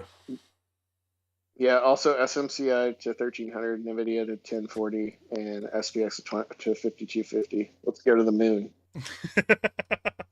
We'll see. That might be in the next cycle of pumpies, but SPX long-term Vega play is still worth it. Yeah, I mean, they're getting there. 3-month vol is starting to be a little bit below 15. Volatility hasn't gotten shorted as hard on this upside move as it did previous ones. So I would say, yes, they're still worthwhile, but you probably want a slightly better multiplier on them. So you may want to get closer to the money. Like I'm sure you guys know I was buying them around like 42, 42.50, 43 previously. Now I've been looking more at like 44, 4500 for those Vega plays. Still the same amount of time, like 180 DTE or so, but a little higher multiplier on them, just in case vol doesn't move that much, right? Say vol just bounces back to 16 and then we get another rally, right? Then I can close them, or close the majority of them, and still make a profit, and then reposition again. So it's nice without as much range in cash VIX or in vol. It's nice to have it's nice to have a little bit better multiplier when you're buying those positions in a slightly higher volatility environment. That makes sense? I think that makes sense. I think it makes sense. It makes sense to me, but I'm probably not the greatest. What's the advantage of being only 10 to 15% from out of the money versus contracts that have almost no delta, lots of gamma, EX 30% out of the money, poor price discovery? I mean, you're also Options don't have, if they're that far out of the money, they have almost no gamma either. Yeah. I was about to say, yeah, at the money has max gamma. Yeah. Oh, Vega. He said he corrected it to Vega. Yeah. No delta, but lots of Vega. I mean, you'll find that they do have delta because you're going out of the money, but your theta is going down, so your delta is going up, even though you are far out of the money. Well, so I mean, the so Vega's also highest closest to spot. Go ahead, Dirk. Yeah. So the advantage of being closer to the money is that you do have exposure to that gamma, right? The reason you want to be further out of the money is because you want more exposure to implied volatility than you do to changes in delta, right? So that is for someone who is trying to, like, let's just say, like, if you wanted to like buy vol, let's just say I wanted to buy some shares of IV. Let's just really boil it down, right? What you'd want to do is you'd want to go pretty far out of the money on both sides with just a crazy long dated strangle. Because then if the price goes up or down a little bit, those fluctuations don't affect your net, asset value. But if implied volatility on the chain goes up, that will have a much larger effect on your net asset value. The further out you are, the more the derivative of Vega comes into play on your position. And there's a lot of there's actually, like, probably at any given moment a perfect contract to buy to get the most ideal exposure for that, but we're never going to tell you guys which one that is. Yeah, and plus, I mean, with Vega. Yeah, I was actually just thinking we should just start calculating that. It'd be pretty easy. Yeah, I mean, well, you also have to think about your theta decay and how you're going to hedge that off over time, right? How you roll these Vega positions, like what's your time frame for holding them? It's a whole bunch of shit, but like that's really like, so if you want to go long gamma, it's basically just a straddle, right? If you want to go long Vega, it's just a super far out of the money, further dated strangle. Jesus Christ, it's 3:47. Yeah, and it's just getting good, Gilgamesh. All right, this is how it works. We have to warm up, all right? Yeah, we literally wasted an hour researching, 3M competitors to find the right stickiness for the AI stickers, the AI laptop stickers. We wasted almost an hour. And we still landed on just 3M. But now we feel more confident in it. Yeah. We got to go long the whole AI supply chain. That way, we're ahead of the market, and all the pumpers are pumping our positions. Ay. Anyway, so we've got a projection for next week. We've told everybody about macro and all. Anything else? I think we're good for today. Let's wrap it up. Yeah, just remind everybody that I won last week. That's all. Yeah, JFresh did win the prediction last week. Although I will say my prediction was just 600 BPS to the downside. So I wasn't really in the running. This week will be a lot more interesting. We're all so close to the end of the week target that it's bound to just go down, right? So in reality, it has to, right? Because Bear Gurk would just say 5,000. Bear Gurk assumes all labor data is hot and the market only goes down. I've thought a lot about this. Probably a lot more than I should. I think I might take one for the team and buy like a very far out of the money weekly call on something. I don't know why yet. Okay. And just hold it. Just to kill the market? Yeah. For everyone? But I'm Yeah. long. You're gonna fuck me.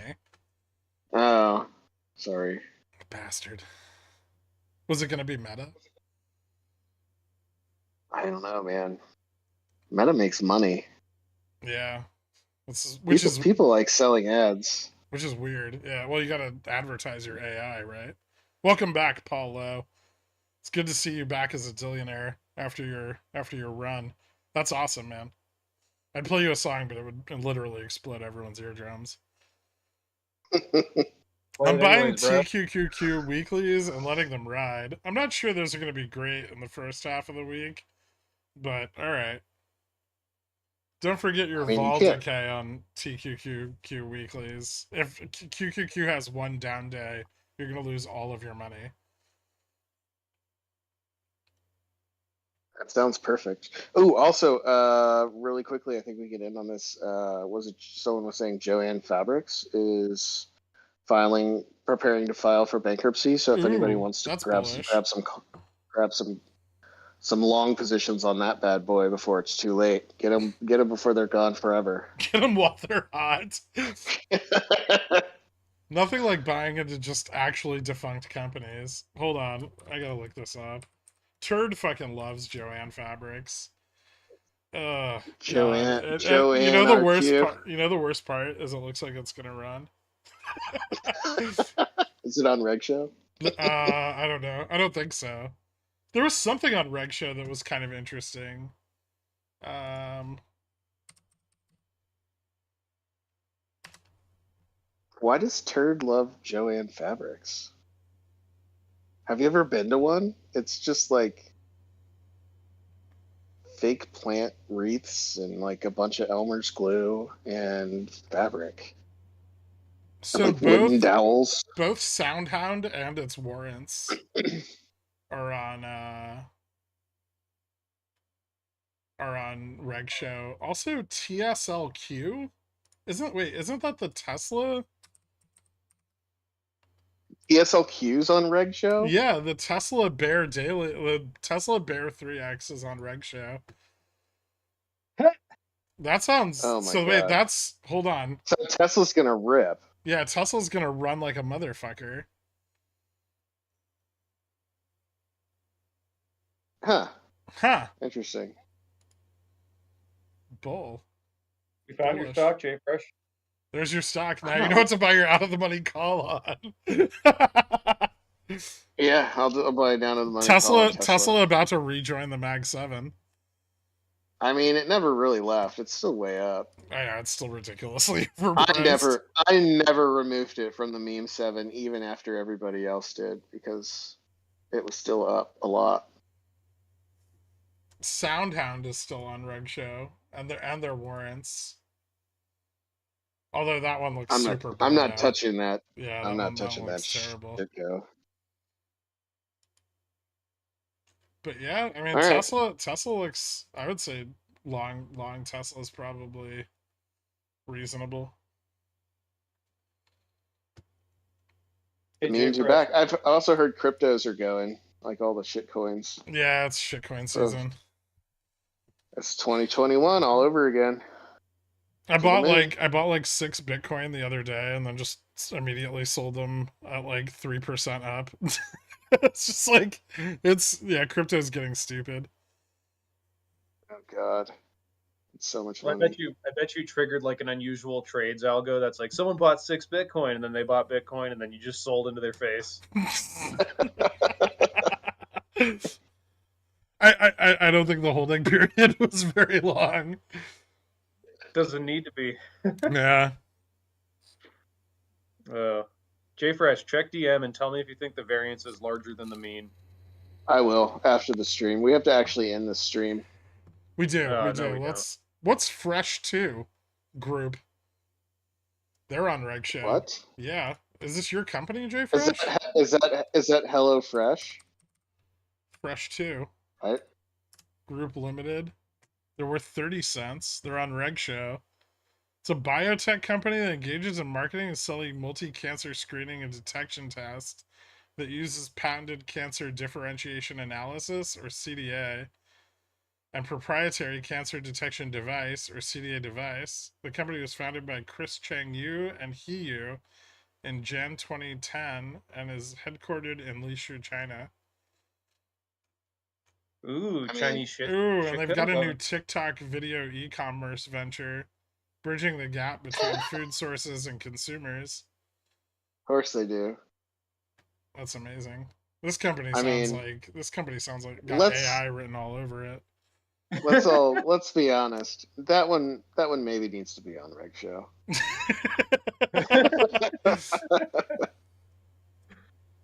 Is that Cancer Upstart? All right, that's enough of this. I'm ending this before 4 o'clock. Thank you guys for coming on. I appreciate it. You guys have a good rest. What's left of your day, which isn't much. Yeah. I got plenty. I'll see you guys tomorrow. All right. See you. Having us. See you guys. All right, thank you guys so much for coming on and listening to us meander through the market for fucking 3.5 hours. I appreciate it. Drop a like before you head out, and I will see you guys bright and early tomorrow morning. Pickles Picks will be out tonight, and if you have any questions that I didn't get to, feel free to hit me up in my DMs. I'll be sitting around for the rest of the day doing research. So, thank you guys. Later.